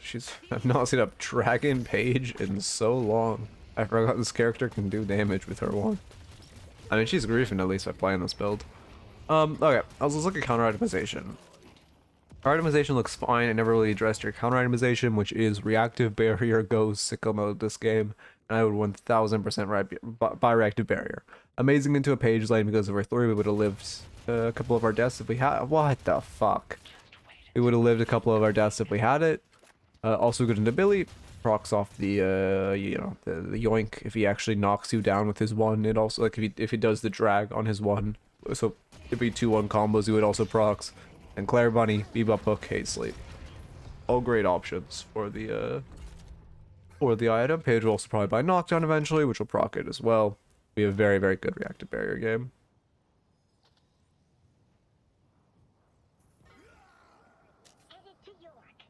Not be abandoning where waves about to crash. I don't mind going to buy, but we need to get more wave prow before we go to buy. We're going to miss all of these. Yeah, your Infernus will come back eventually, but a lot of damage to take and a lot of souls to miss. Yeah, we have the cores of our build. We're just missing Enchantress out. Okay, issue with this build also I'm seeing, and one reason Reactive Barrier would have been very good is we don't have any greens. You need health investment. You need the max health investments in lane. Again, something as simple as Reactive Barrier, or normally Viscous likes Enchantress Emblem, which would have been fine this lane. It would feel very, very nice for survivability.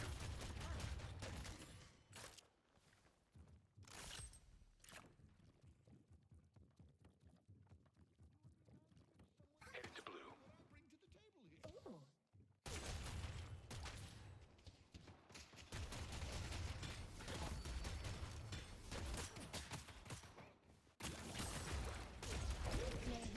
Might be careful engaging. You can get a lot of damage, but we should be a little careful. We have ball actually, we're fine. Yeah, I forgot you're unpunishable with balls. Well, you have ball up, this is good.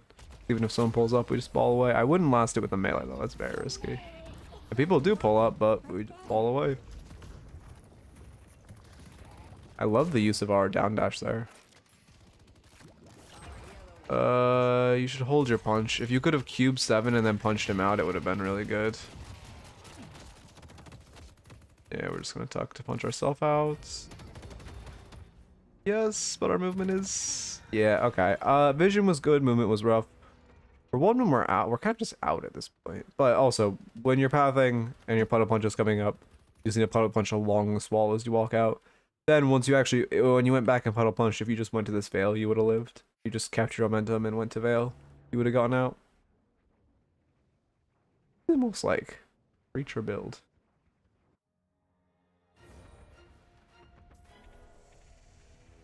Headed to Greenwich. Our green walker is under attack. They're gonna take Midwalker. We clean up our waves. I mean, so far it seems like you're playing generally fine. Want to make sure we're utilizing our express shot with our right click. That's obviously a very big skill tester of this build, how much we're using our right click and mystic shot.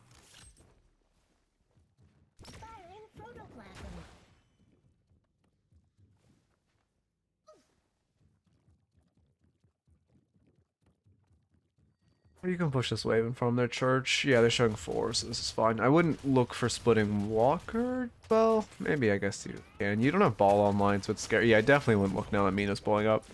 Now it's really bad. It's fine initially when you have ball up because you can live, but now this is really bad because if they collapse, we just die. Oh, and this time we could have just been farming church. I do with getting tilted. I need to make, yeah, I keep saying I'm gonna make a mental guide eventually, but there's a couple things. You can just do a mental, the easiest way is just doing a mental reset, which is basically something you do in between games, like every time. If you're like having trouble with like bringing, since you said some of your games still unwinnable, I assume that means you're bringing tilt from one game to another. Like with we're still staying way too long.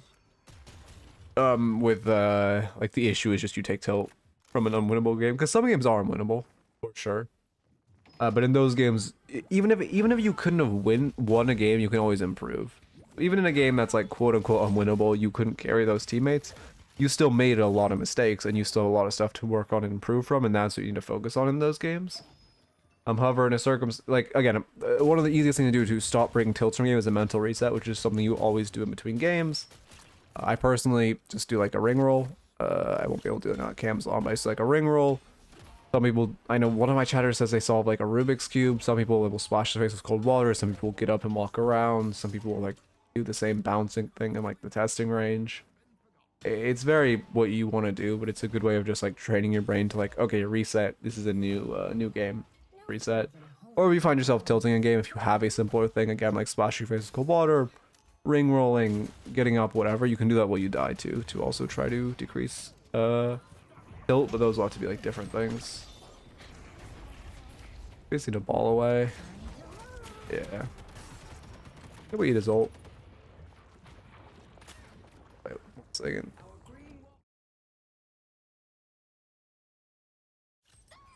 Oh my god, man. I don't know why I can't stop sneezing. play Maple Story for a while. I've not really. I feel like I've heard bad things about Maple Story.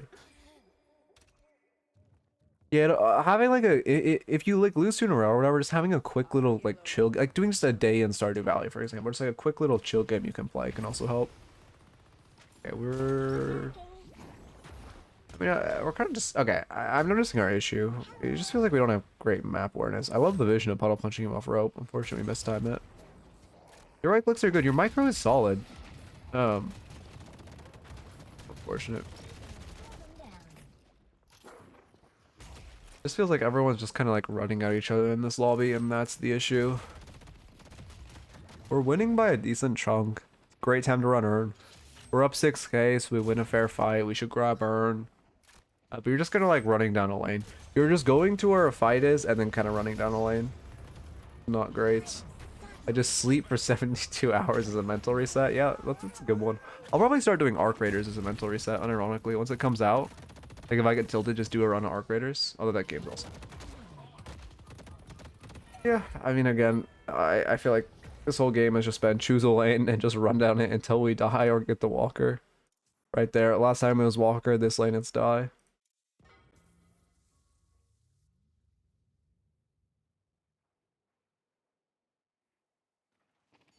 Okay.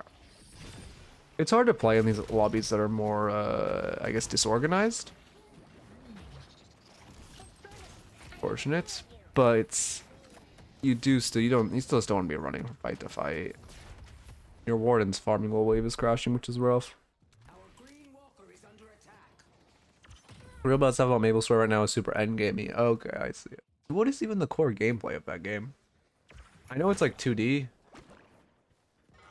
I know it has like predatory microtransactions, I believe. That's like all I really know about it. Also, it's a really good time to run Earn right now too, because if you look at map, all of our farm is gone, and then most of it on this side as well. Versus they have like everything up. So if the game turns into like a little stall, it's just gonna be, it's rough for everyone. But if we were to grab Earn, run it across the map, you know, for one, if we win this fight, we then can start stealing some of their farm.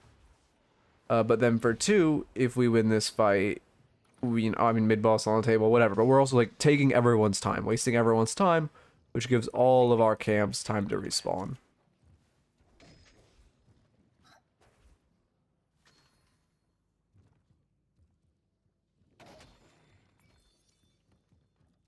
The spirit urn is waiting to be claimed. Oh, it is Goober Elite Viscous. Okay, okay.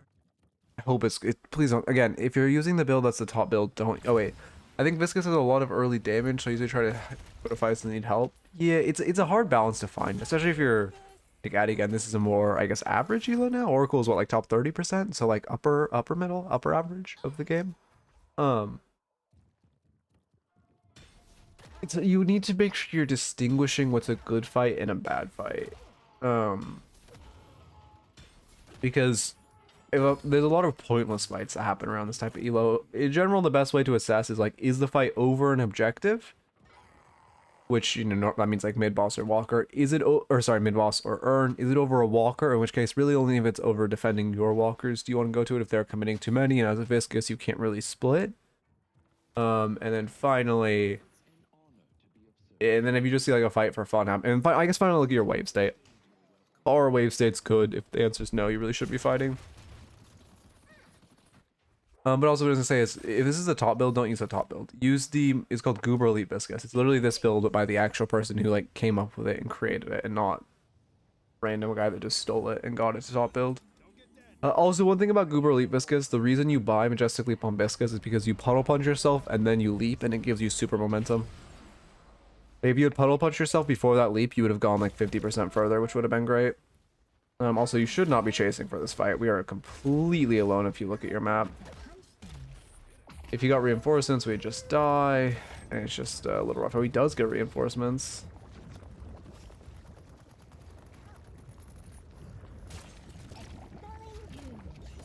Yeah, I mean, yeah, and now we're just gonna die. Our 7's coming, but also our 7 is pushing without wave, which is really bad. Like, we're fighting in front of wave, then our 7 stops cleaning it up to try to help us, which is really bad.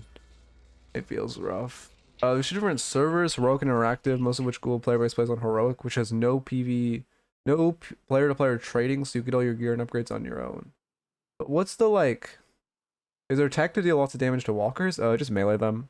The best way to do damage to walkers is meleeing them.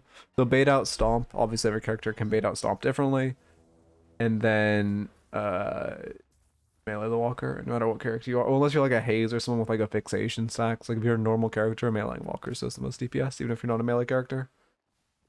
Yeah, the ball chasing does go crazy. Man, I wish Sinclair was like an enjoyable character. I hope they rework Sinclair.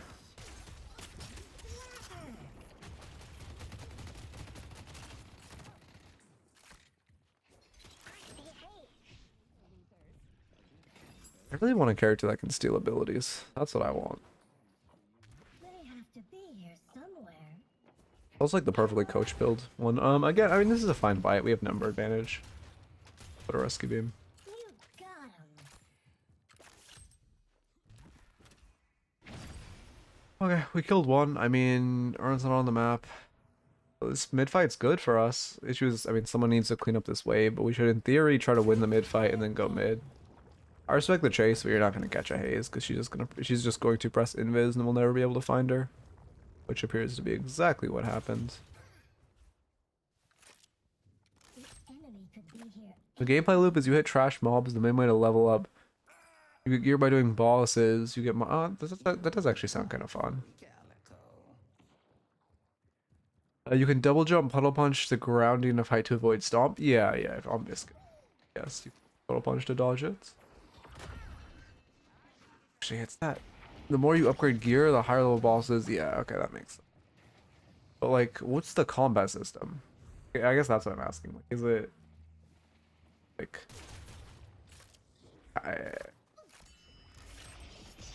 Was there like, is it interactive or just kind of like stat checky?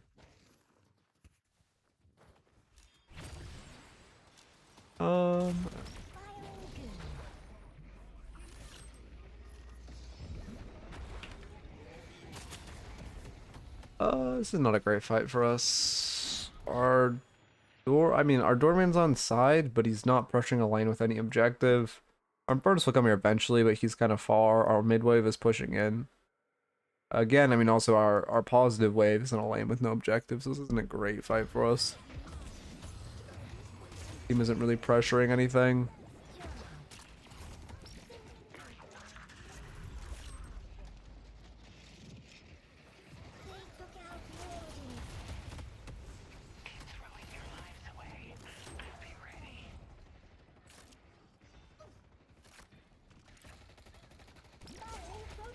Not playing. I mean, you should be trying to cube. It's, I like leaping out. You should be trying to cube Calico. I mean, to be fair, she died with ult up. If you cubed her, she ulted, she could get her cat up, probably escape. It's fine to leap out there, but you should be trying to cube her first. I think we're kind of playing our role.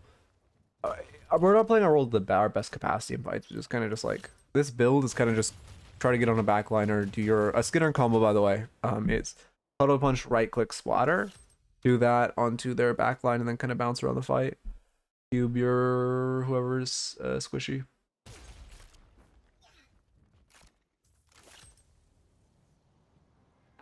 Bro, this is good for me, but like I felt recently my back, like I can feel it's like I have so much like sitting up straight is putting so much stress on my back. Like I can feel the muscles actually having like redeveloped of like actually having good posture. Definitely good for me, but fuck does it suck while I'm getting used to it again.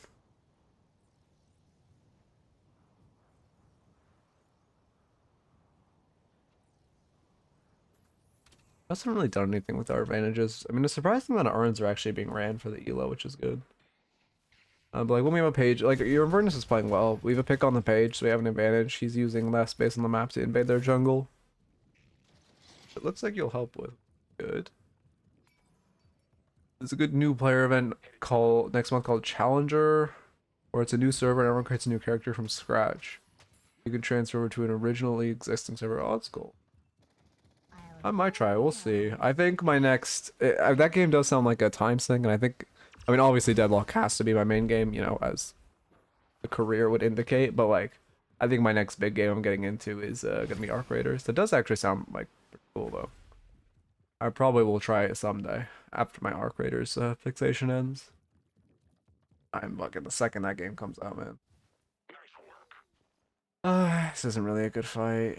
Teammates are just kinda gonna die. I mean, again, we don't have both of our walker waves are negative.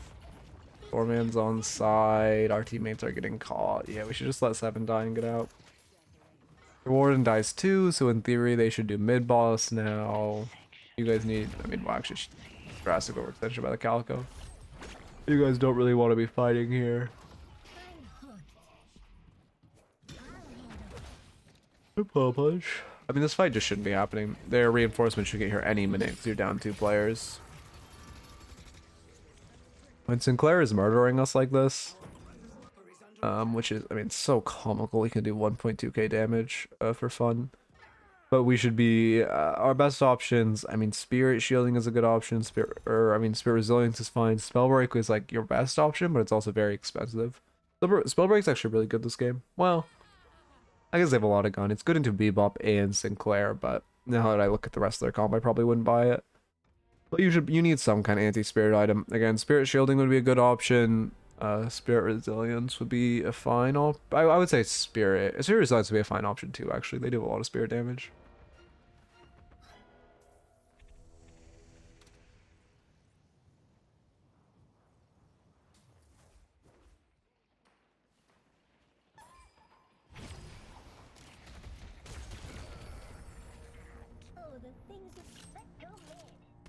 A good mid call. You won't be able to catch the Sinclair. I mean, yeah. Oh, I'm glad we don't overchase. I like a little bit of pressure because there's a decent chance he just uses ult to grab yours again to run away, but we don't need to chase. The reason why Haze players aren't running extra spirit gives more ammo than extra mag and also boosts duration of all abilities. I think a lot of good players or Haze players do run extra spirit. I mean, this is not, you know, this is like Oracle. This is not textbook. But I think decent Haze players do buy an extra, like an early extra spirit. They just don't build it up if they're doing a normal build.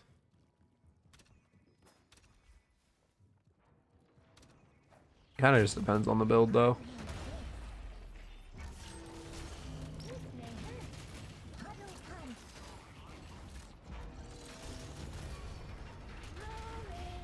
Walker Siege. I mean, again, as I always say, in general, after you get mid balls, you should be looking to run Urn. The ball movement's good though. You should be looking towards Urn though. Again, it's quite literally free souls, because they will not contest an Urn while you have 2 rejuves up.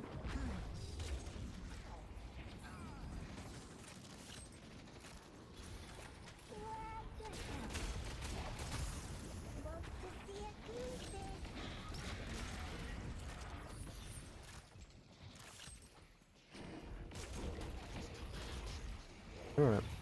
Game again. I mean, it's fine. Yeah. As I was saying, I mean, like brute forcing is fine. Our team's here, but better to be running in first. Also, better to eat their farm first. There's a lot of farm here that we could take before we choose to push into them really hard. But you have 4 minutes with rejuve, so the brute force doesn't need to come immediately, and the brute force into their base really doesn't need to come immediately. Yeah, he lived because we tried to melee there. That's a good example of why you shouldn't be meleeing the last hit to kill.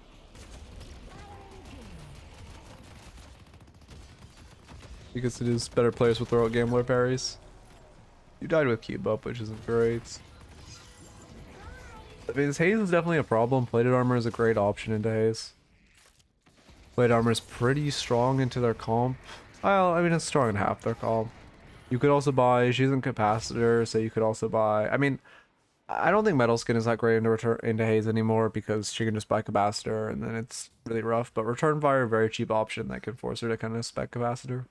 It's a very good option into her. Also would be good in Abilium, you know, obviously. What is this Mina build? Why? Where are her souls? Sitting on a ton of souls? Yes, she is.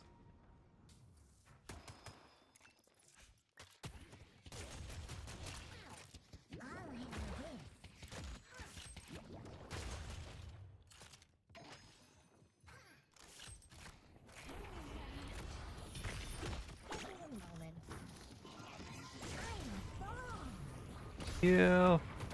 I mean, the issue is our only answer to Bebop's bombs right now are a cube, which is a good option, or a good answer, but You can see the second we have to use cube early, it just he's just allowed to double bomb us. I think a deadlock itch, but I'm not trying solo the queue again. Yeah, I feel that. I feel that. I don't really. I mean, Zerker, I guess, is fine. Yeah, I guess I do Zerker. That's always the hardest part of the game for me to get good with. Wait. Player armor and spellbreaker, but if I get both, I'm lacking so much damage. Well, you do need some kind of defense. You know, you wouldn't want to buy both spellbreak and plated armor. Because, like, that is, you know, 12k souls in defense, which isn't great. But you could just cop something like Return Fire, which could deal with this haze. You could cop something like Escalating Resilience, which would help to deal with these two. A Remover also is pretty good. Remove Bebop Bombs, remove both of these guys' stacks. I remove Page Root. And the debuff reduction, very good into Sinclair Bunny. So that's also an option. You just gotta have to choose what options you would like. You always don't invest in both. And in general, I wouldn't invest to a high ticket item unless it's really good into like most of their comp or like the true powerhouses of their comp. I don't think Trophy Collector is good on Bebop. Yeah, I've seen he has it. I don't. Good on. Yeah. Like Gunbop, man. Gunbop is fucking insane.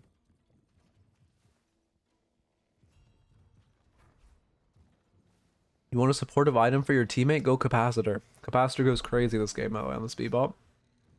Capacitor off Viscous Cube, 7 Power Surge, Ward and Barrier, Infernus, Flame Dash. Like, the amount of shit you can just remove with Capacitor if you want to support. It's like, I mean, that's fine. Only thing I would say is, whenever they have a Bebop, you should always double jump while depositing the urn, or like try to be funky or move around. Because 90% of the time, Bebop is going to look for a hook. Again, I only think Trophy Collector is good if your average... Good is... I don't even think... I only think Trophy Collector is not troll if your average game is over 40 minutes. That's kind of where I sit on it. I think if your average game... yeah, this, I believe there's more than just... Yeah, this page... Pages is okay. Like, it's a fine item on Page, and this is a elo where the average game is probably like 35 minutes, or above 35 minutes. I don't think it's awful from this page, because the item in theory should be good on her. It's just the item itself isn't that crazy right now. The item needs to give, I think it needs to give spirit power or something. It needs to give an offensive stat, because there can't be an item that incentivizes you to fight that doesn't give you any stats in a fight. Like, that's the issue. Again, we should also push this wave before coming to this fight. Really bad to be giving wave power. You need to have more focus on waves.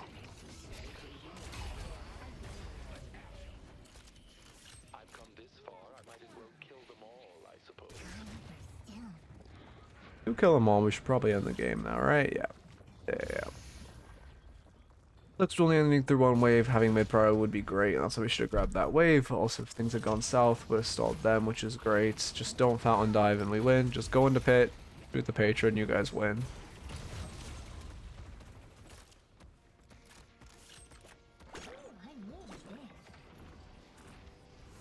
I mean, you cube to cleanse a spirit burn. I would hold cube. Kinda need it here. Yeah, like imagine we had it right now. Yeah.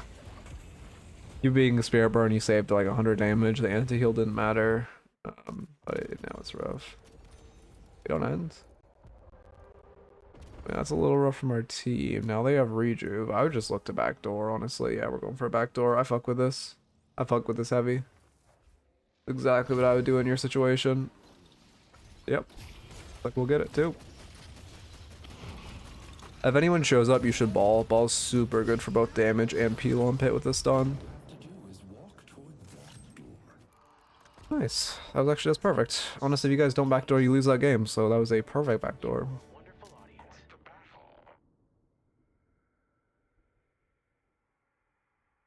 Or Viscous. Okay. Let me stretch first. Bro, sitting up straight is so exhausting. Oh my god, I'm only 2 sessions deep. I feel like I've been streaming for like 8 hours. My back. Oh, this will be good. This is good for me. It's good for me. So don't keep telling myself. Oh my god. I actually unironically don't know if I can do 4 sessions today. I don't know what it is, but my back is just dying. What the page is name, man.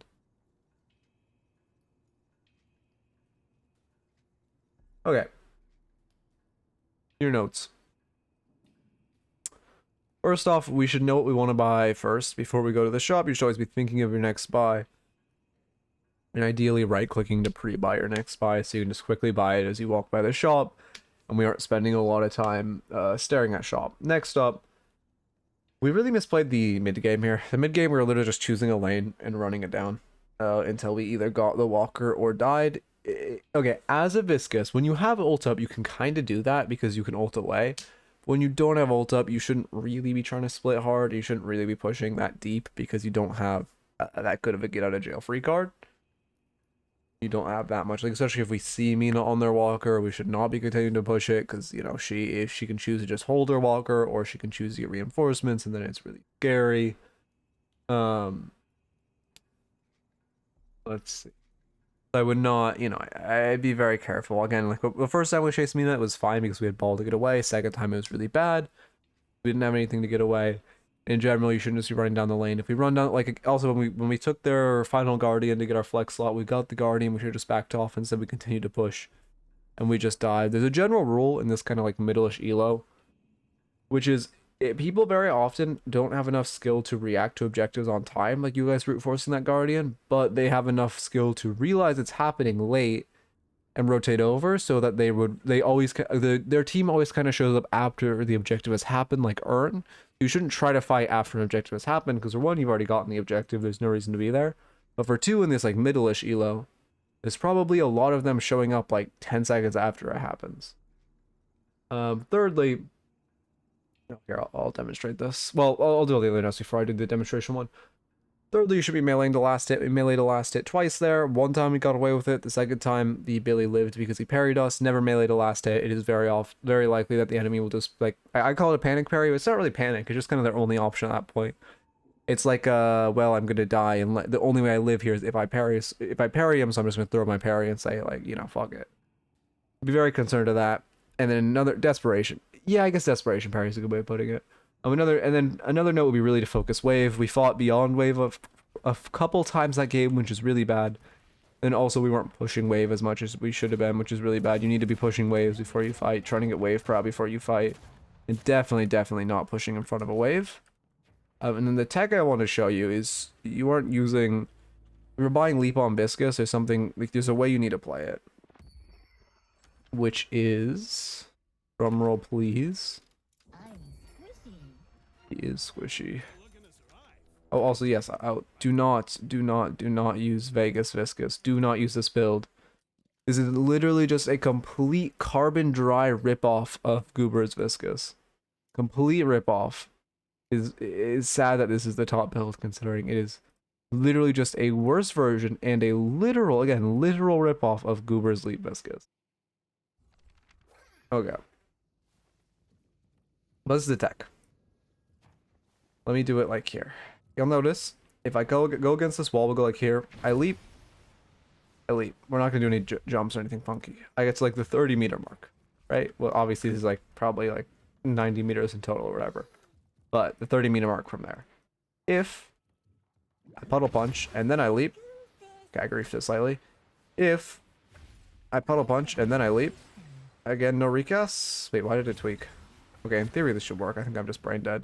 If I puddle punch, okay, I leap the wrong direction. You get the idea. Puddle punch, then I leap. There we go. I did it correctly that time. No recast, no stamina. You can see the drastic difference of this combination when you actually do it correctly.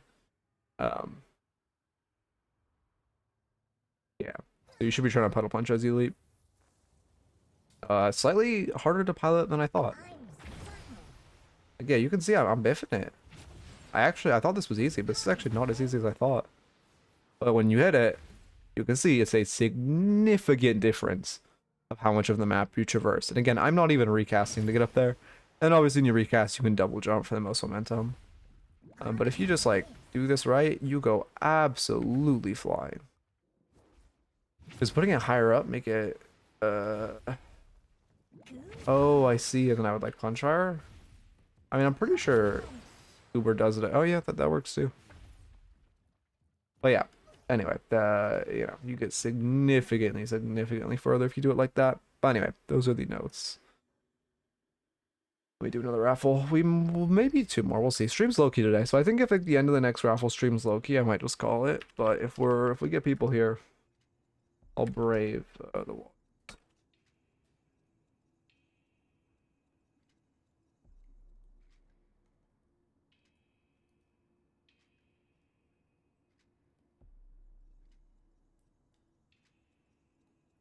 There we go.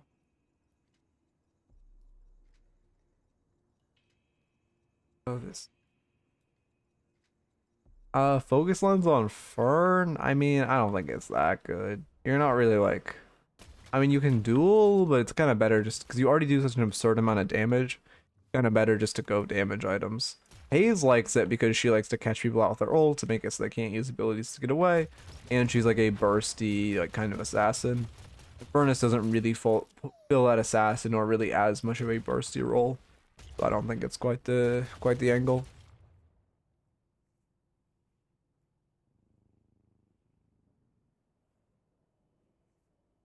I have not seen the tech diet. I know like slingshot people with rescue, but I didn't know about with puddle punch. Sorry, I'm really trying to like sit back when I get the chance. With the what's typing, I'm fucking reclined.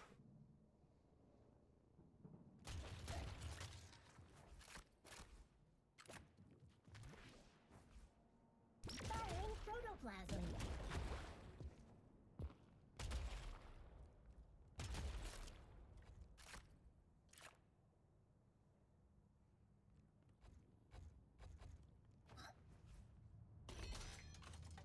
I'm subtle. Hello. Surprise. Low-key, like a mini game where you did like Abrams ping pong would kind of go crazy. Goo hits harder I wonder if you could make him immortal. You probably could with like giving him a ton of regen. You just out regen your puddle punch damage and you just like fling him around. That'd be so fun. He really stuck? Yes, he is. Yes, he is. You can only run from the law for so long. You actually go there? No, you can't. Unless you get glitched through. Wait, Loki hide and seek goes crazy like this. No, find the Abrams if his tail didn't stick out. Thank you for the follow. Reagan. Reagan, thank you.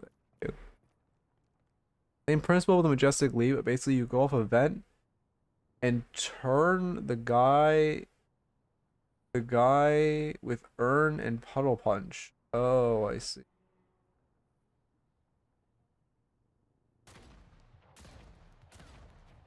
Okay, wait, let me try it. Alright, again, I know I'm sitting. I need the recline. Okay. Blue ball, get all this on. Hello? He doesn't, I don't actually care if he has it or not, but I guess we'll give him Earn because why not? Do you puddle punch as you hit the vent or like before you hit the vent? Is that the vision? Surely someone will be by any time now. Oh. I wanted to make it neutral, that's why I spawned the enemy. Oh, whatever. That much. Okay, wait. Am I fucking brain dead? What? Hello? Bro, does my brain... Okay, you know what? No. Does my brain function? Hello? Okay, there we go. I wasn't even, like, clean. Jeez. Someone's using their noodle. Who wants to see a goo fist? Did I fuck it up? Okay, I fucked it up. I also don't think my rescue beam did any, or my puddle punch did anything for me. Yeah, my puddle punch isn't doing shit for me here.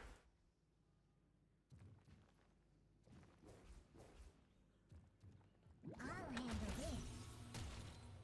I can rescue beam him. Go off the vent, cancel momentum with a double jump, and you pull and the punch pops. I'm not even rescue beaming him though. Oh, I'm self-casting it on accident. That's why. His lock duel is bullshit. I don't think I've done it yet. Wait. Okay, let me just practice canceling with a double jump because like I don't know why this is breaking my brain. It doesn't seem to like Yeah, I don't see a difference, but I'm sure it's there. Why do I keep self-casting? I'm clicking at it on him. Put him on the stairs. Oh, does he have to be closer? You do have a plan, yes?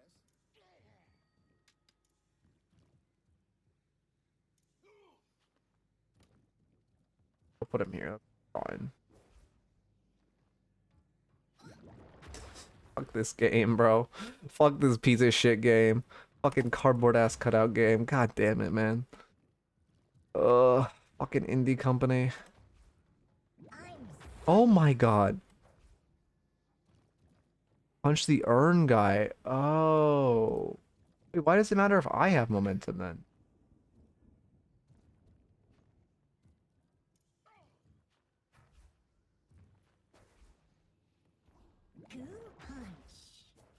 Fuck this indie ass game. So bad at this. Okay. Oh my god, I hate this shit. I know what I need. There we go. Guest, okay. I don't understand what I'm doing wrong. Wait, but I'm not even. Am I even double jumping to conserve the momentum correctly? I guess my goal is to be there.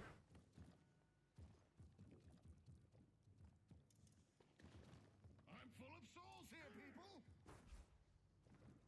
Surely this will.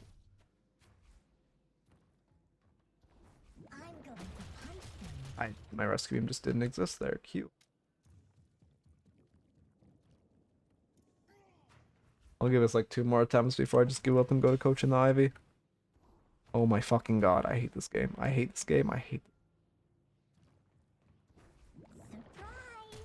I don't understand what I'm doing wrong. Am I not? It has to be something with my double jump, right?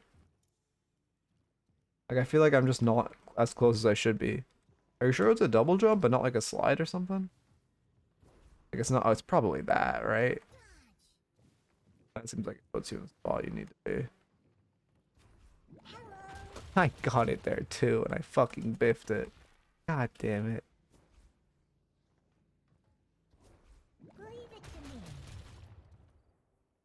Insane. We're doing this. We're doing this. We're doing this. I'm actually gonna get this shit to work. I swear to God.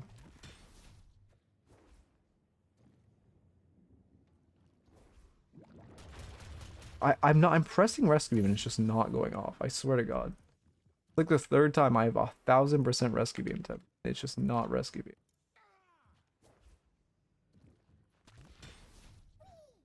Okay. Use leap instead. Oh, it's actually not a bad idea. I'm gonna try it one more time like this. I fucking give up. Nah, I give up. Nah, I did it right there. I give up. Swinton's still queuing. That's a good sign. If I had earlier day, maybe I can actually raid him.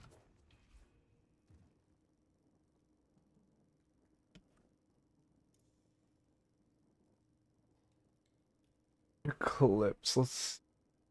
Gonna be. Can I turn down the volume easily, or like here? I'm trying to do it so you guys can. Be tiny, but yeah. Oh wait, I clicked off the fucking raffle channel. Is it gonna? Okay, it's gonna redo the volume. It's me. Oh, he's doing it off stairs. Oh, and then Q, we need them to have momentum. Okay, I see. Yeah, shit's too. I thought that was like something you could just use on a solo Q teammate, but you need 2 people there. Okay, back to the raffles channel.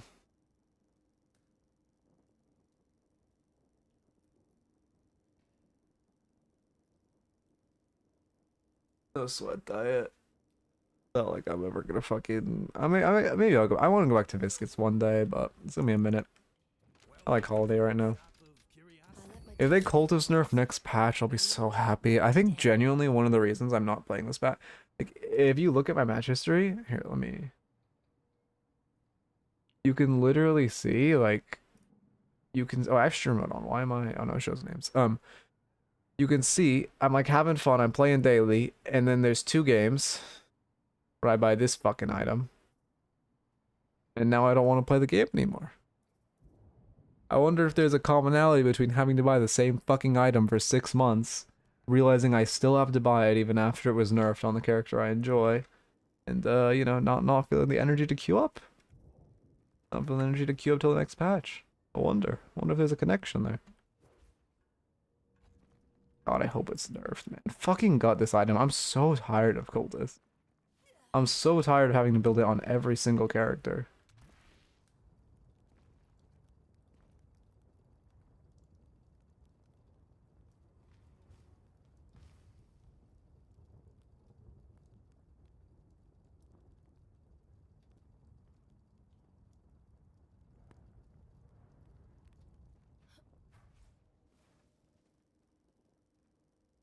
Yeah, me too. I love coming across a camp, but just missing the fucking T3 because they Cultist. Yeah, Cultist. Got a Cultist nerf smile.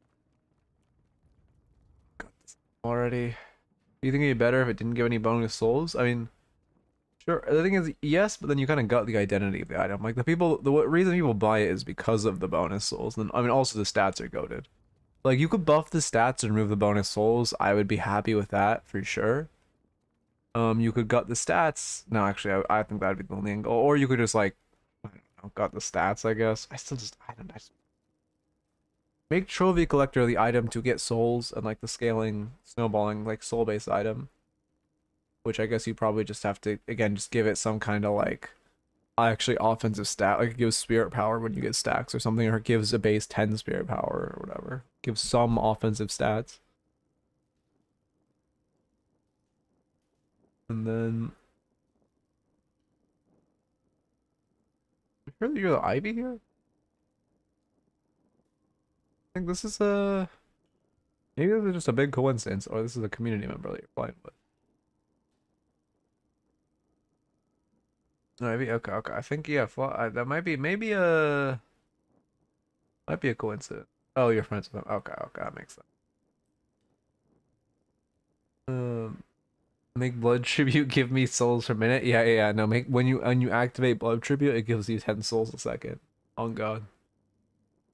But it can kill you.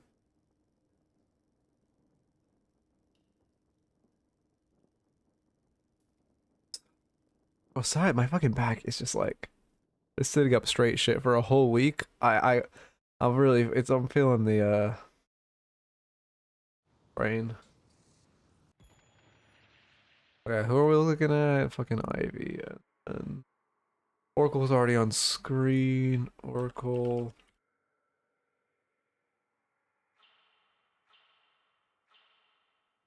Okay, I will be locked in. I will be locked in. I will be locked in. I respect the village. Sounds good. Okay. You sure? I slide in slash marker slash marker Oracle Ivy. Come from Overwatch. This is your first MOBA. I think that's you. Okay, okay. I get you. I get you. Yeah, man. Oof. Yeah, we should not give Amina love bites like that. Are you McGinnis as well? It's a McGinnis. It doesn't matter if she dies. Average McGinnis player. You need to be backing off though. Very scary once our teammate dies. Our lane mate dies. No. No.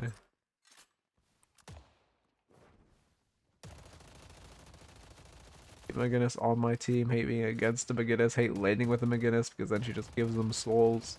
And also this McGinnis started Turret, so that's not a good sign.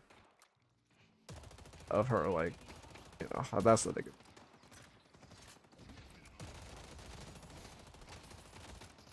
Okay. Paradox, okay, we're good. Monster rounds first. Yeah, because you're building cultist, I understand. I'm so high docker pilled. I see monster rounds, I'm like, well, actually, that's not a good buy on Ivy because extended mag actually gives more value for clearing creeps on Ivy. But it's like, oh wait, but we're just building, you know, I just went on like a 10-minute ramble about how much I hate cultists and cultists being so like just literally trolling you if you don't build it right now. But and I hate that. But anyway, let me not go on that tangent again. But yeah, I understand my Python is a TLDR. Oh, you don't get cultist? If you don't get cultist, then it's better to go extended mag for a wave clear. Even though it seems, well, even though it seems like monster rounds will give you more, having more ammo in Ivy's mag just feels way nicer. And also you can deny it easier because she can, you know, has like a high, very high fire rate. So if you just shoot the orb, you can just get denies without actually needing the skill of timing it. But in general, if you're going for pure wave clear, I recommend, or well, High Docker recommends extended mag. I'll get 'em.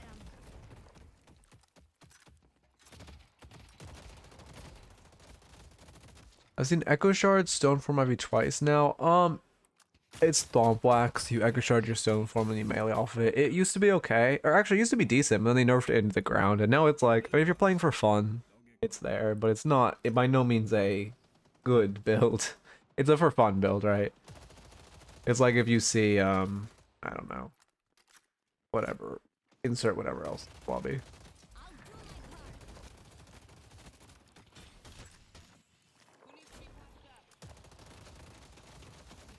my part. I need it for a fun build on a holiday. Build Trophy Collector, smile. I don't know, what's for a fun build on holiday? Holiday already like has all her fun tools. I guess you could go melee? Play off your... I don't really have a stun to play off of. On what's a for fun build on holiday? I don't know, refresher? Oh, actually, for fun build on holiday is an ult build. You go refresher, you go a lot of... That's a good wall by your goodness. We should try to catch this guy out. You go refresher and you go a lot of a you know, you go spirit duration, all that stuff, all this lot of duration, and you just like drag them across the map. You had that coming. Let's stick together. Ultimate Guinness. You would Ultimate Guinness and Insta Dropper just for the shield to help her live. It's a 160 damage shield right now, so if you ulted her, you were when last jumped up, she probably lives there. You should definitely play to ult that Guinness out.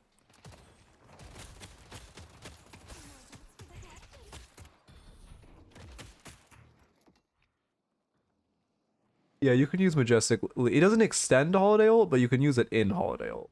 The only thing that extends Holiday ult is her bounce pads. But if you haven't been damaged within 5 minutes or 5 seconds, you can use Majestically. I don't. Wait, let me look at our full reset. I guess we miss a wave. Oh, that was a bad full reset. We only healed like 200, 300 HP.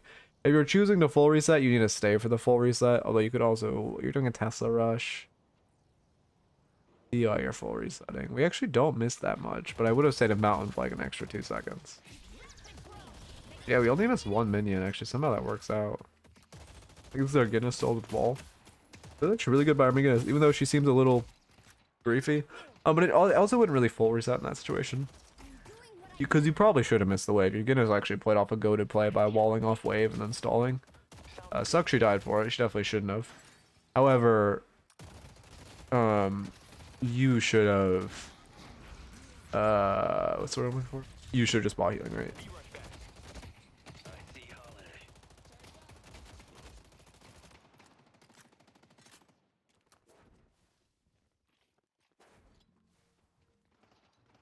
Oh god. So bad when I did it? Yeah, sure. You can only really like reset in lane if you absolutely need to, or in mid lane because it's a shorter rope. If you're doing the mid jump and such, you can get away with it, or with boost as well. Also, we really want to play safe on this wave. We're really weak right now until we get Tesla, so we just need to play safe. Out there. Everything? Or oh yeah, our team is just great. Oh god. Oh, that tab is not looking pretty.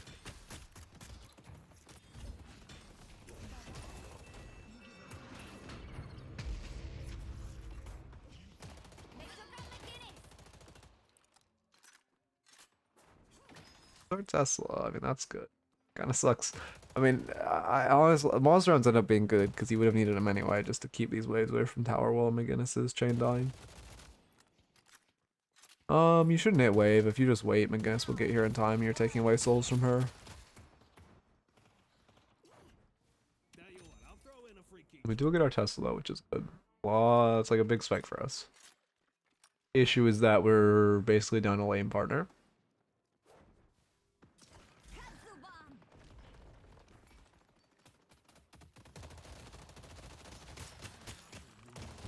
They're not bringing me down. Stone form. Hope you don't mind the pickup. Don't really need ult. You could just walked back. Kind of a waste of the ult. Well, not kind of. It is a waste of the ult. We still end up eating love bites anyway, so we don't even save any damage. And now we're gonna force up because we have boost. The issue is you kind of need to do this before or after a wave. I mean, I guess it's fine. Yeah, no, this is fine. You don't really have a choice. It is rough. Still confused on when to use it in lane. Oh, I mean, ult is really good for saving your teammate if they overcommit. Like just using it for the shield to save your teammate. Using it for poke isn't. What is she doing? Using it for poke isn't terrible. Because it has low cooldown. Like I would say the most common usage is just ulting your teammate for giving you and yourself the shield, either as an offensive play to force a fight where you guys have an advantage, or just defensively to ult them out or save them. Viscous also boosted here, so it's really bad we're hitting wave.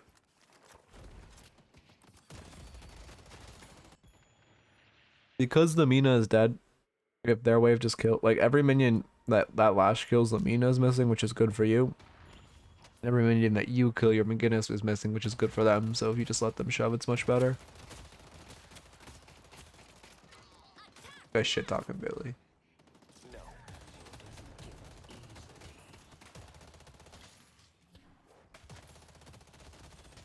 Our yellow walker is Okay. I actually don't know the gun. I know the gun Ivy builds fairly well. I know the adaption. I assume you do kind. I think you do kind of need Cultist on Gun Ivy. It's just so OP right now. Well, yeah, no, it is so OP right now. I actually talked about why it's so OP in the YouTube video. What should come out tonight? I just didn't make the thumbnail for it. That review, but so I won't reiterate. But it's just strong. Also, in general, again, it would be better to grab our Guinness too, so we give her and us a shield if we're gonna ult there. You're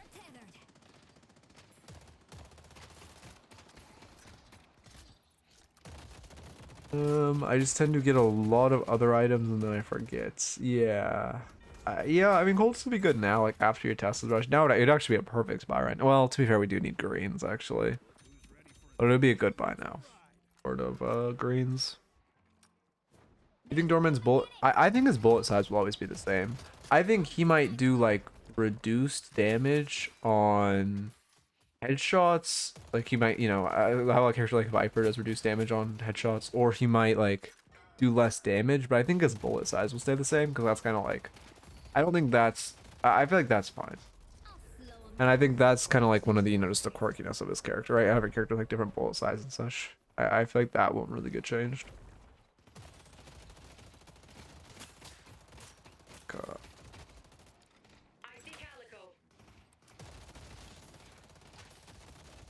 If you are stacked with his McGinnis, tell her not to start turret. But I don't know. I guess you probably are since you guys are. It'd be a 4-stack, I'm assuming. If she's new, it's fine that she's dying a lot, but she should not be starting turret. That is a really bad start.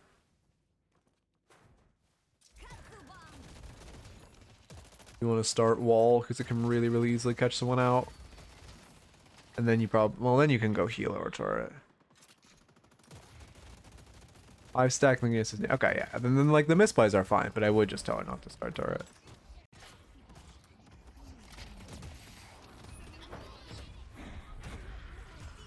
Yeah, like that. I mean, that would have been a perfect time for you to ult you and herself out. Probably. Do we have Guardian? I know we have Guardian. We're fine. Your second game ever. Okay. Also tell her not to play McGinnis, because fuck that character. Don't create another McGinnis, man. You're actually creating villains if you're telling her to play McGinnis. If you want an easy character, tell her to play. Fuck, all the easy characters are villains too. Because I was gonna recommend Paige, but that's also like a villain character. You need to ult here. You're gonna get hyperlines. If you grab that zip, you need to immediately control off. I was a McGinnis main. Well, I'm glad you moved on. See, was the key sentence in that sentence. Or key word in that sentence. You should be hopping off zip immediately though. We 1000% should have gone hyperlined after the shots in the back. Their like Mamina was shooting at us. We got really saved by the fact that our gun has bloom. In general, I think it's better just to ult because it's safer, but if you are, it's okay to grab zip, you just need to immediately jump off. But yeah, you could, I mean, I don't know, Paige is like a starter character. McGinnis is, the issue with starting McGinnis is she's so hyper immobile. If you're playing, like if you're solo queuing, it's fine, but if you're playing in like a higher elo, you need a more forgiving character. To make some friends. You need someone like, I mean, Holiday honestly isn't a bad starting character because she's very, you know, it's pretty hard to punish. Holiday Wraith also good because of her TP. You just want a character with an ability that reduces a lot of the punishment.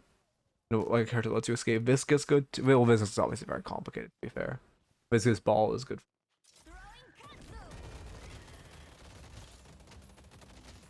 Oh, you're all about to enter Lash's world. I'll be right back.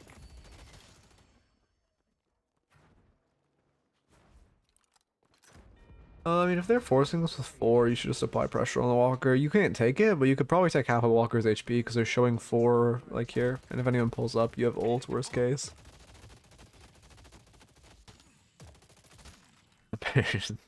Yeah, fuck this paradox. Oh wow, your whole thing is not doing well. Oh my god.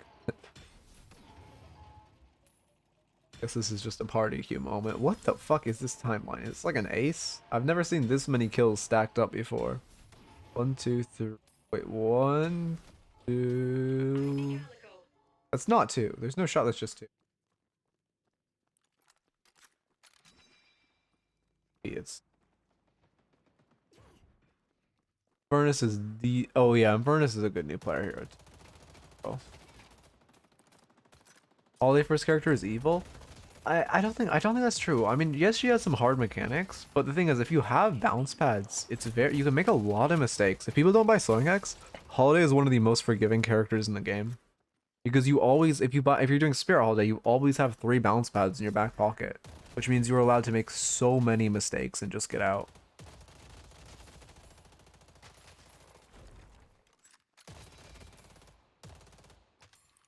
You know the Yamato. Oh wow, Yamato. Yeah, 10. I wasn't even looking at their team. Well, luckily it's fine. Luckily it's fine. Just not using your souls for anything useful. Why are these my holiday notes? Holidays that, yeah, no, this is my all my holiday notes for some reason showing up on this this review. Yellow walker is under attack.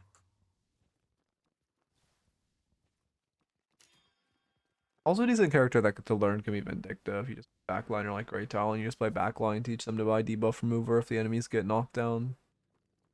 Have them hide. You should be splitting this way with your goodness. You want to be like, you want to be sitting inside solo farming here. That's your role. As a gun Ivy, you need to be pressuring objectives, sitting inside lane. You should have shoved this wave out before you bought your GC. Me and Megamon try to carry 2 new players. Meanwhile, I play Paradox for the first time in a year. Yeah, Paradox isn't the character for Might want to get with the others. carrying. I do like the comeback earn. God, oh my god, sorry. I'm having a mental one with my YouTube comments. Under attack. Bro, someone in the comments of my earn video commented how comeback earn wasn't a good way to come back into the game. It's just like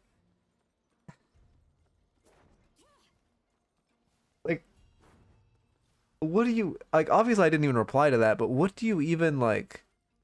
Don't look at the comments, they change you as a person. No, unironically, like again, 90% of the comments are so cool, and then there's that 10% from like, I don't know, probably like they're former like Overwatch or like Valorant or like some shooter game, where they don't understand how MOBAs work, and it's just like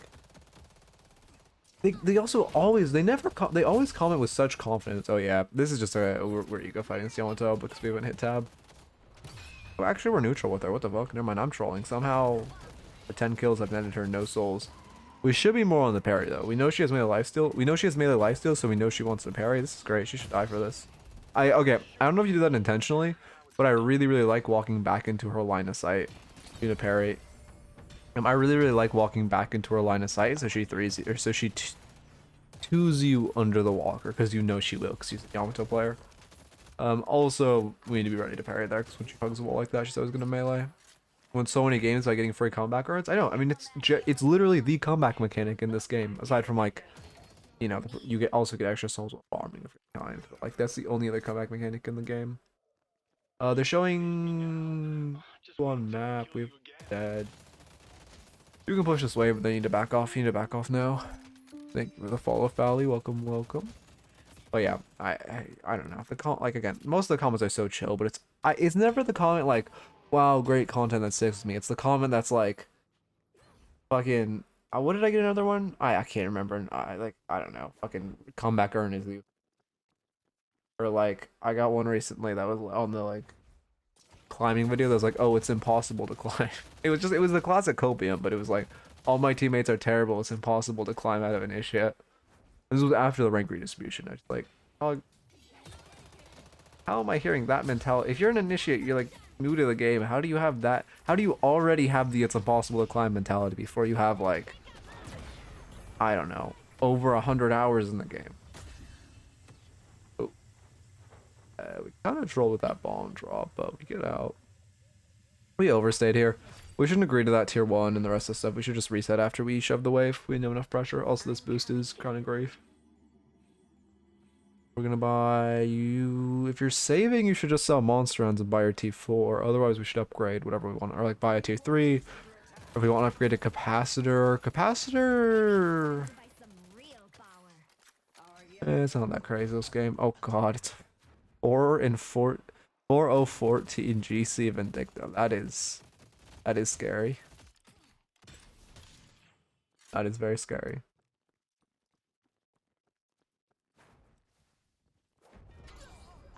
I realize my folly of playing a mobile character when I need to run around extinguishing fires on the map in this stack. Yeah, I mean, I think, yeah. You need, like, if you're two people who want to carry, you need one of you playing, like, I mean, Gun Ivy's perfect. Some hyper farmer that can 1v9 in the game. And then, I mean, you could do 2 hyper farmers, but if you want to play a support, you need to play, like, a Leap Viscous or something. You need a support that can do damage and can also get around the map and can...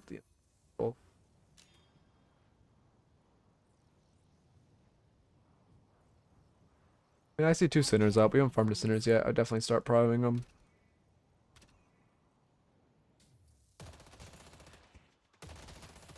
Okay. No, next is our capacitor. That's good. Hollow points. Sure. I mean, I would have. Yeah, hollow points good. I mean, he gives us a lot of base damage. We're kind of pressed for fire rate right now, though. Ivy does have good base fire rate. To be fair. Because Ivy has good base fire rate. I'll probably just buy Lucky Shot after this. Yeah, I mean, in that context, it's a good ult, but we could have just ulted Haze away too and probably saved her. We're using our ult very selfishly. We aren't ulting other people. Which would make life a lot easier, also because then you don't have the channel time, which makes life way easier. Sorry, I'm like ADHD clicking my mouse. Whenever my hand is like, you notice again, I've talked this before, but like when I lean back, I always have my hand on my hair. Now I like always have my hand on my face. I just like I'm always like constantly tweaking. I need something to do, so if my hand is resting on my mouse, I'm like spam clicking. Not good. You'll see. Actually, I don't know if you guys have noticed, but I'm like constantly rubbing my chin now with this new camera angle. It's just like where my hand sits, without like I don't know, trying not to distract. Oh, I just you guys 1-for-1. I just split the walker. We're going for a buy of our capacitor, which is good. I mean, capacitor is good. It's not crazy this game, but it is good. A lot of stuff. I mean, Mina's actually very targetable with it. Holiday Surge of Power you can take off. Honestly, aren't that many self buffs though. Yeah, I would have rather have had you just hitting this walker rather than coming to this team fight. Especially if you're really trying to carry the game, you need to play very, very greedily. Also on the bane of greedy or getting fed is we aren't box maxing enough.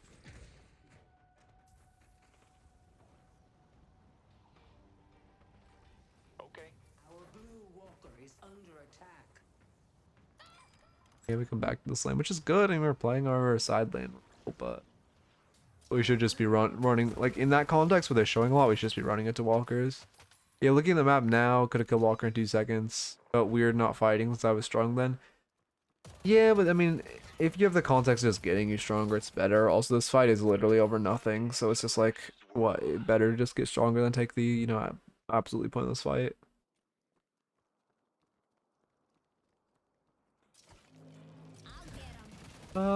This point is a little scary. You need to tell your McGinnis to also push Walker, because they should all be collapsing on you, realistically. I guess they're not. Well, they weren't showing anyone on map when we were pressuring. This is fine. Yeah, we use the capacitor for the slow. This backpedal, sure. Our blue walker has been destroyed. I trade walkers. I mean, again, low-key, one thing you need to do if you're trying to 2v6 the map, because you also need to... this is very noticeable if you watch, like, Twitch tournaments of League, when it's, like, a ton of different ranks. The high-level players are always, like, micromanaging the lower-level players. Like, right here, when you're splitting that walker, you need to be looking at your map and being like, oh, McGinnis is farming when we're putting pressure here and they're showing a lot mid. McGinnis, can you go try to hit this walker? Like, you need to be micromanaging your teammates at the same time if you're trying to carry in like a stat context or a lower level player context. Because obviously that McGinnis is not going, like, the McGinnis is doing nothing wrong. Like, not pushing that, but you as the player who is higher level should recognize that and tell them to push. Recognize it's better and tell them to push. Billy chained. A good kill. I mean, we sat in our capacitor, which wasn't that great. You know, keep in mind, capacitor removes cultist. So, like, it also removes siphon, which is great. But if you just lead with it, I don't think she had cultist up there because our fire rate was really slow. However, if you like just hit her with it, it's like, it's a lot of damage you can potentially take off her if she had cultist up. You're looking to survive. You came to the right place. Oh yeah, Spirit Resilience is good at this game. I mean, this Vindicta is scary though. Also, like, again, I'm micromanaging. I'm like, hey, McGinnis, can you pick up Knockdown? We see Vindicta as a problem. We see she doesn't have counterspell or debuff remover. McGinnis, can you pick up Knockdown? Then, like, we see, oh, she bought debuff remover. Okay, Paradox, can you also pick up Knockdown? And then they just desync their Knockdown so she can only cleanse one. And then you can really start itemizing for these spirit characters, and you can tell your teammates to try to keep this Vin away from you. And you can carry this lobby. Ready to fly? Headed to Broadway. It's, I mean, you could potentially build Knockdown, but it's pretty bad for you to build Knockdown as gun IB carry. We're in an at best 2v2. I wouldn't take this fight. We're very strong right now. We don't have that much information. To be fair, actually, no, I take that back. We have 2 good waves. I think that's a fine fight. Oh, there was 3 of them. But we do have fine waves. Oh, she was staked, so she should die now, yeah. Oh, also, keep in mind, you can capacitor off Vindicta flight. If you use it on Vindicta while she's in the air, it'll turn off her flight. Keep in mind, that is also a good option if she's flying.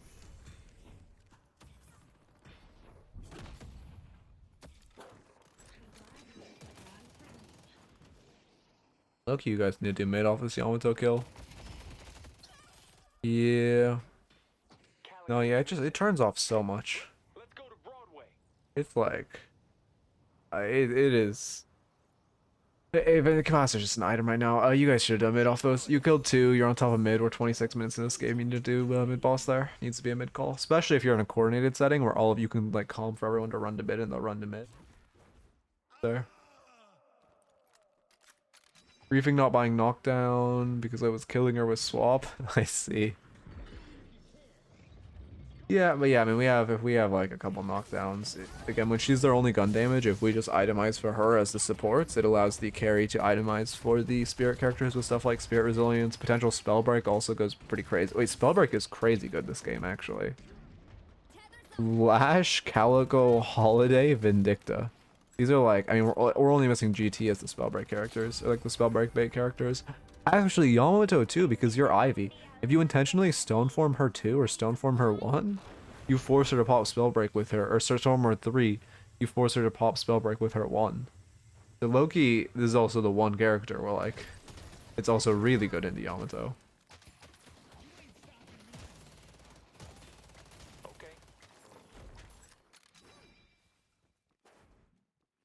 You guys could also look to pressure the urn. Again, we have okay. Well, he's just died. I was gonna say we have a pick. I'll get 'em.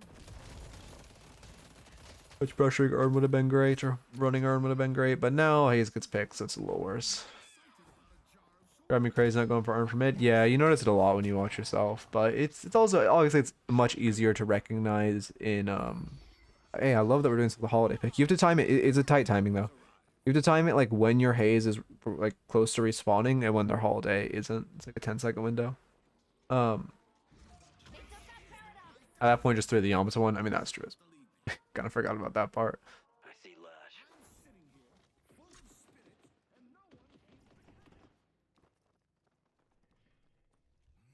Our waves are really bad though. We have 2 crashing waves right now. We're running urn. I don't think it's a bad urn angle, but we need our waves. Yeah, we're giving up on it. I think that's fine. Wait, we picked Paradox too, actually. I mean, we're just constantly up a player, so I do think urn's good, but we clean up late. Like, also one thing you can do here is like, again, when you're one of your lower level players, like whoever is lower level, grab urn. I'm gonna like push this side. Like I'm gonna put pressure on the lane. You should just walk at her.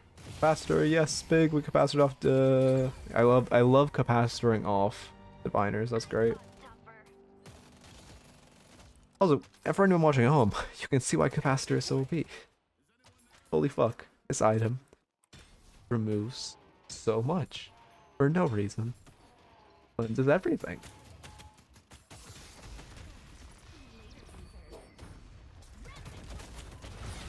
Yeah, I honestly, I don't think that's your fault. I like the vision is stealing. I would not expect 3 of them pushing past wave either. I think the mistake is once Mina pulls up, you need to just like look to ult out. Oh wow, yeah, you're making it. Also, okay, if your McGinnis is playing like this, just tell him to play like Animal. Literally, just tell this McGinnis, hey, you know, we're new to this game. I want you to buy only gun items, and I want you to just run down a sideline. I want you to run down a side lane, die as many times as it doesn't matter if you die 20 times. If you get 10 damage on the walker every life, like that's your job. Like you just tell McGinnis, okay, they have 1 walker left up. Actually, your guys are blue. They have like this side lane walker up. I literally just want you to sprint down this lane off respawn. She can provide a lot of value, even though she's very new to the game. Well, she's dying in side lane perma, but she's not pressuring. She's like putting wave halfway, and then I don't know what's happening, but she's never dying on their side. Like she's been dying in this lane a lot, but walker isn't low, so I'd literally just tell her keep running at that walker until it stops existing. Or you could even have her like push base guardian.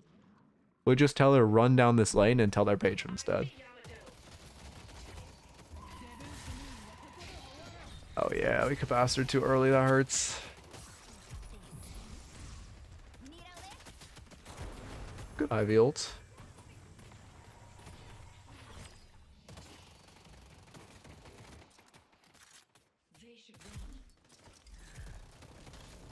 Yeah, my throat's actually kind of getting chopped, but it's fine. Let's hit my stride. I noticed if I put one of my feet up, it's significantly easier on my back, like sitting up straight. I don't know if that's like, well, whatever. I sat up straight for like a while. I can take like a little bit of a fucking, still sitting up straight, but slightly like more relaxed angle.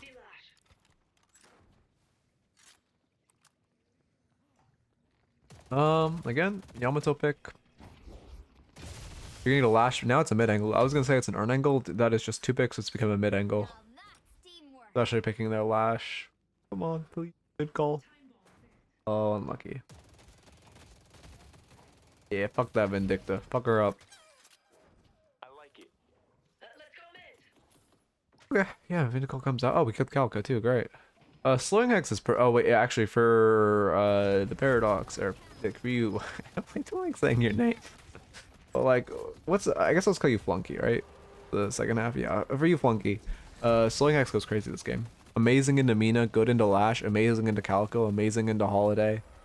Not bad into Vindicta. Shit kind of goes crazy. We're so late to melee this, but we get it. Also, realistically, you should be stone forming on top of it with your teammates melee. I think the most important thing is to shift your positioning. The worst thing is to keep sitting in the exact same position for a long time. I see. Yeah, I mean, right now I'm just in a spot where like I'm just, you know, I used to like always recline. I'm really trying to sit up straight with this new setup and everything. But I'm gonna like redevelop all my back muscles of like actually having good posture, because I haven't had good posture since I was like in elementary school. This is a good fight for you guys. What the fuck? They're... Oh, wait, no, never mind. I'm looking at the wrong map. Okay, yeah, we're just dying on their walker for fun. I thought they were just dying on our walker for fun, but that's us.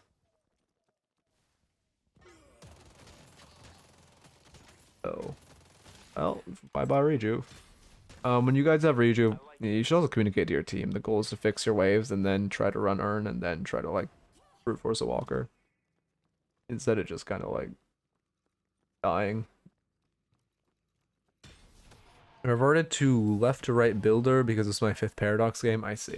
Yeah, no, I mean, hey, listen, it makes sense. If you're like playing a character for the first time, you're obviously a lot less focused on counter itemization and stuff. It's why a lot of people decline recommend one-tricking or like having a smaller hero pool, because it's when that stuff becomes subconscious is when you can actually focus on other things to improve.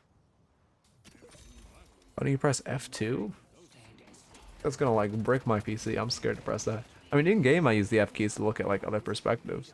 Do the F keys switch? Oh no, F2 doesn't do anything. Hold them back, but sometimes they feed. Yeah. I mean, if they're not listening to you, that's also kind of a problem. If they're not listening to you, I'd sit them down and be like, hey, you guys are new to this game. Fucking listen to me. Like, low-key. If they, I mean, yeah, unironically, if they're like egoing and not listening to you, that is like an unironic problem. Yeah, I'm not joking when I say it's a problem. It's something you should actually like, hey, if I call you back, your guys gotta go back.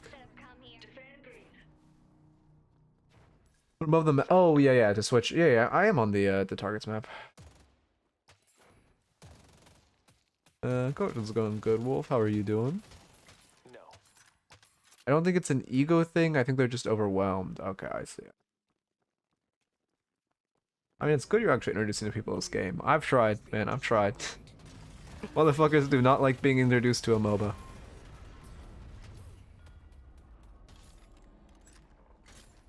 I mean, 3 picks. You know what that says to me? You know what that says to me? He's right here. Just made a guide on him. Look at him. All his glorious lines. Yeah, there we go. A little late considering we're not. Oh, okay. First off, we should be going. Don't go through mid. Don't go through mid. Don't go through mid. No, it looks like my gameplay. You want to hit vents. I talked about this in my Iron Guide, but you want to hit vents. Better to hit vents. It's faster and also doesn't put you in a choke point. Also, if you want to get really sweaty when you're coming down these walls, you jump and then you diagonal air dash into the wall for the most momentum possible, and you wall jump at the end. If you diagonal air dashing into a wall is the way you get the most momentum out of an air dash. So in that situation, it's great to be wall jumping. Coming from no MOBAs, this has been the easiest one to get into. Oh, 1000%. This is the easiest MOBA, but it's also like, I mean, it's still, it's still a MOBA. It's like, never mind. I'm debating if I should make a joke or not, and I'm like, probably shouldn't. But definitely, it's still definitely very different. I mean, we're down to him fighting. We do not want to be fighting here. Good pick. We need to be getting out of here. Yeah, -2 GC stacks. Going for him. But yeah. You're kind of pathing out wrong here. I mean, you're pretty. I mean, you know, I called you dead like back here because in general the fight's bad and we shouldn't be taking the fight. However, when we're pathing out, you have 2 options here. You seek height, or after your stone form, you need to walk to the right. Walking to the left gets you killed. If you walk to the right, you could potentially get out with like a wall bounce. You get up here. Again, notice I'm always trying to seek height when I'm escaping. But you just kind of path back in for fun. I noticed my friend and he likes the build part, but he's not good at PvP part. I mean, that's a good sign. I actually have a friend exactly like that, but that's a good sign. If people are liking the building and the creative building, show them magic carpet, and they'll never be the same. I think if you show someone who likes building that magic carpet exists, they build it every game. If they're new to this game. But yeah, fucking League, I don't know. I mean, I fuck with League. Fucking Smite. This is like everything Smite should have been. I remember when I heard about Smite, I was like, oh my god, wait, it's an FPS MOBA? That sounds so sick. And then I played it and I was like, wow, it's like awful. This is This makes me fucking sad. And this game is everything Smite should have been. I use my friend. He likes. Oh wait, yeah. This is, you are saying what character should I recommend? For that person, for building. Who can you build whatever on and it's not troll? Maurice and Krillium. My friend who likes building likes Maurice and Crow because you can just kind of literally build whatever you want. Ready to fly? I mean, we're up a player. We need to be careful. We don't have. I mean, Billy's here to be. These are. Okay. I can't think of anyone else who really has like creative building. I guess Viscous can be a little creative as long as you don't like let him know how solid Viscous is right now. I mean, our Billy play Magic Carpet Bomb Bebop on the first solo queue game. That was great to watch. Yeah, yeah. That's. Oh yeah, Bebop's also a good character people for like that type of person. I'm with you. Yeah, Geist can build whatever, but Geist is very. I mean, to be fair, Geist is very simple too. We're doing. I don't like this mid. We see them or like, cause their Lash is out. I mean, I guess he won't make it, but it's a 4v4. Okay, I like the bait. The issue is that Lash is respawning much sooner than your Guinness. Yeah, they could definitely get here. Victor actually dies at a really good time to zone. We need to be on Rejuve right now. You need to be on Rejuve stone forming it. We cannot get distracted with that holiday. Yeah. We need, if we just stone form on top of that Rejuve, we probably get 2 of them, maybe 3. Make life significantly easier. Holiday doesn't get that heal. You cannot be tunnel visioning on the holiday there. I also just don't like this mid call in general.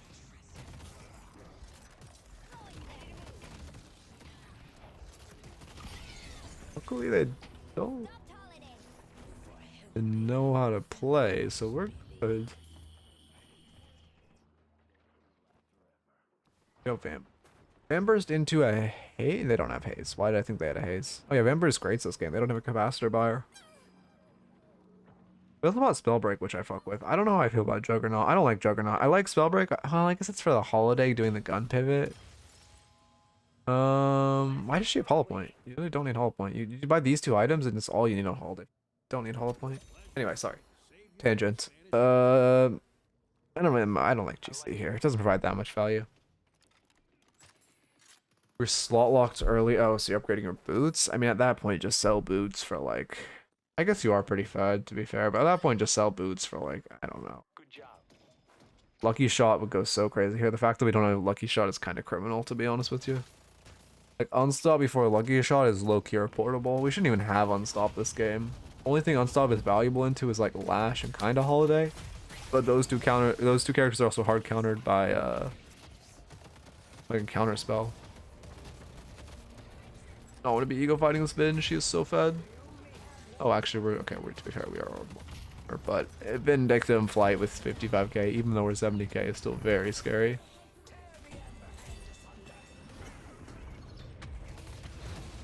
Yeah, I mean, I'm assuming, yeah, I would just sell boots. Well, instead of buying a Juggernaut, I would just buy Lucky Shot. But also, it should come out so soon. Like, low-key, if I'm looking at this, Spellslinger also isn't that crazy. Okay, Spellslinger can be a good, like, alright, I'm IV, I'm like 70k, whatever. But you bought Spellslinger way too early in this build. Like, if I'm, okay, I wasn't paying attention to build, but if I'm looking at build right now, this is fine. This is fine. This should be Lucky Shot. Then comes out our Spell Break.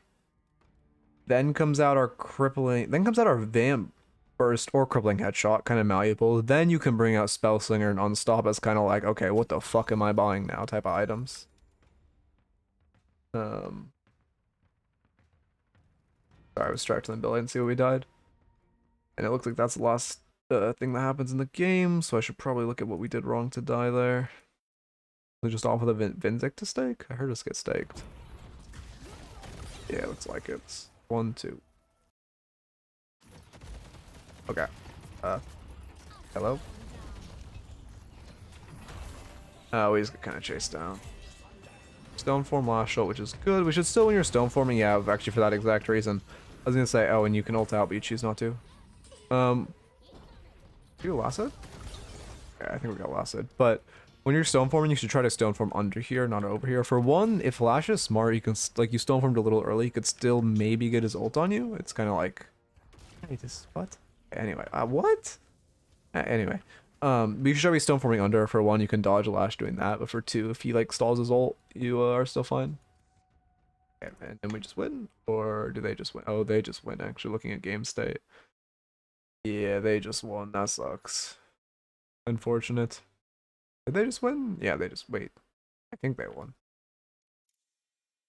We'll check when we go to this screen. The big reveal. I'm pretty sure they won.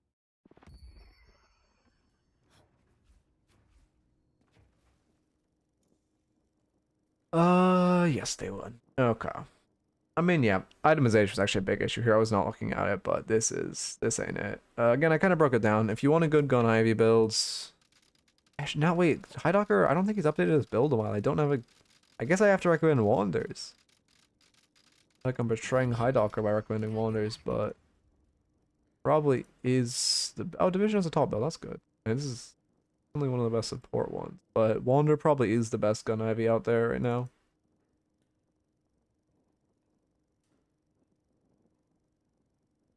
To be fair, he does get Spellslinger after Capacitor. I don't know. I feel like, I don't know. I don't think Spellslinger's that crazy. Anyway, let's get to the notes. First off, try Wander's build. Secondly, oh, you're using Highdockers, I see. But we must have deviated pretty significantly at a certain point, no? Also, to be fair, I think Hidocker's like off an arc of the game. I don't think he's really been playing much recently. He's been Arc Raiders addicted, unlucky. Okay, anyway, first off, you earlier such mid game, you want to be splitting more. We should have just played in a side lane more to get fed earlier. If we split walkers instead of coming into dumb fights, we would have gotten fed a lot sooner, maybe pushed our lead earlier.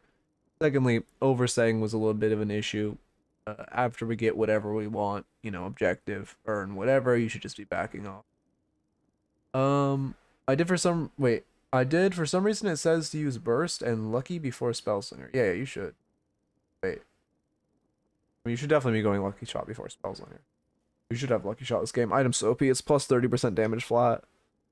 Like after, it's so good to buy after GC, or like you could buy it after these two if you wanted.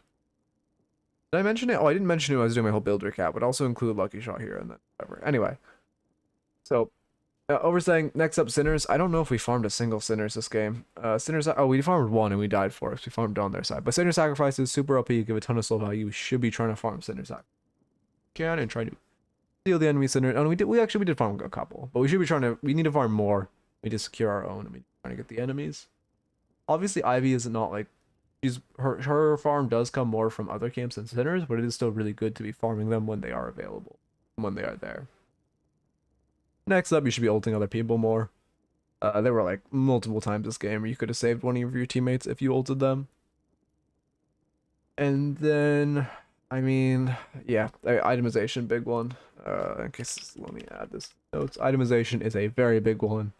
I mean, I already mentioned all that stuff, but that's a major note. And then, finally, I would just say the objective calling. We need to be, you know, there were like quite a few earn opportunities, quite a few mid opportunities, especially in a stack. Just try to get your objective calling better, and when you call objectives, especially that force mid that ended up working out for us was really bad. It probably shouldn't. So not even just call them more, but also don't call a mid like that. Anyway, watching YouTube, I hope you enjoyed and keep it real. Probably a YouTube video. I think that means I got 3 total in the backlogs, which is to Friday, Saturday, Sunday. Okay, I won't do daily, but get one up today and Sunday. Okay. I should use Lucky Shot instead of Demon Possess Me. Yeah, I get you. Lucky Shot is just like so crazy, man. Item is fucking absurd. Do we do another one? Or do I just call it? Today's stream has already been pretty long. I don't know why we were so slow on our raffles early. It was the first and second, or we didn't start the second raffle until so deep into stream. But the first one wasn't long. I don't know what's been happening this stream. I really missed that.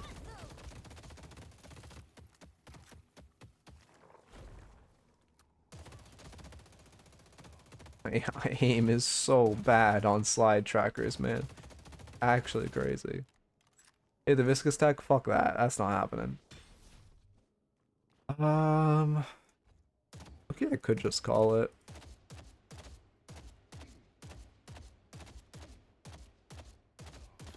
There we go. I got you.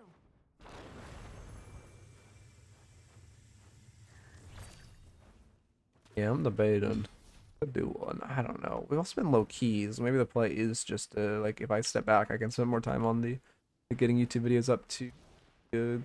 I think I mean we uploaded the Earn Guide recently, but it's been a couple days. Be uploading on main more to get the hype building.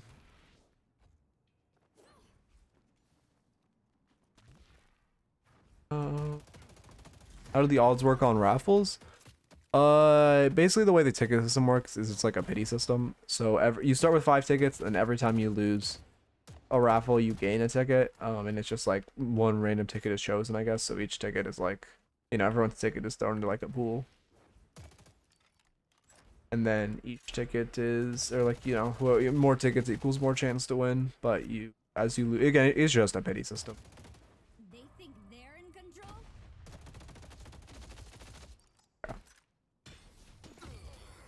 I do need to do minimum requirements this weekend. I've really been kicking that can, but I need to.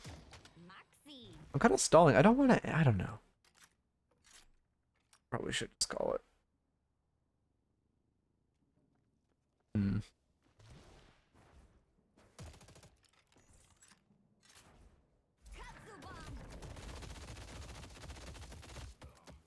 Yeah, I probably should just call it. I don't think I got the another one in me or sitting up straight.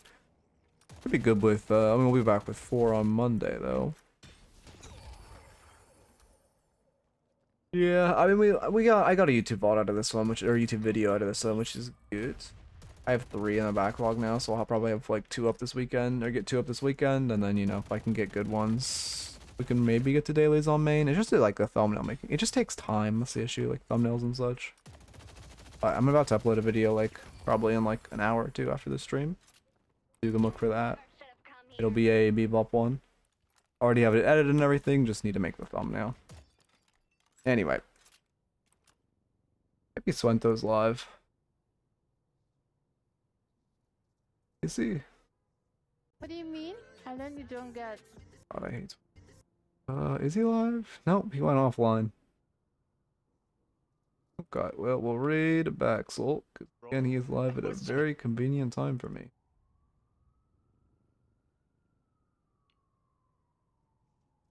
Back is killing. Alright, hop in the bus, everyone. Yeah. Yep. Okay, anyway. Yeah, I don't got much to stall, so I hope you enjoyed. Keep the real VOD up soon. I'll have the YouTube video up in a couple hours. Yeah, I'm gonna go eat and relax and it's a good one, everyone.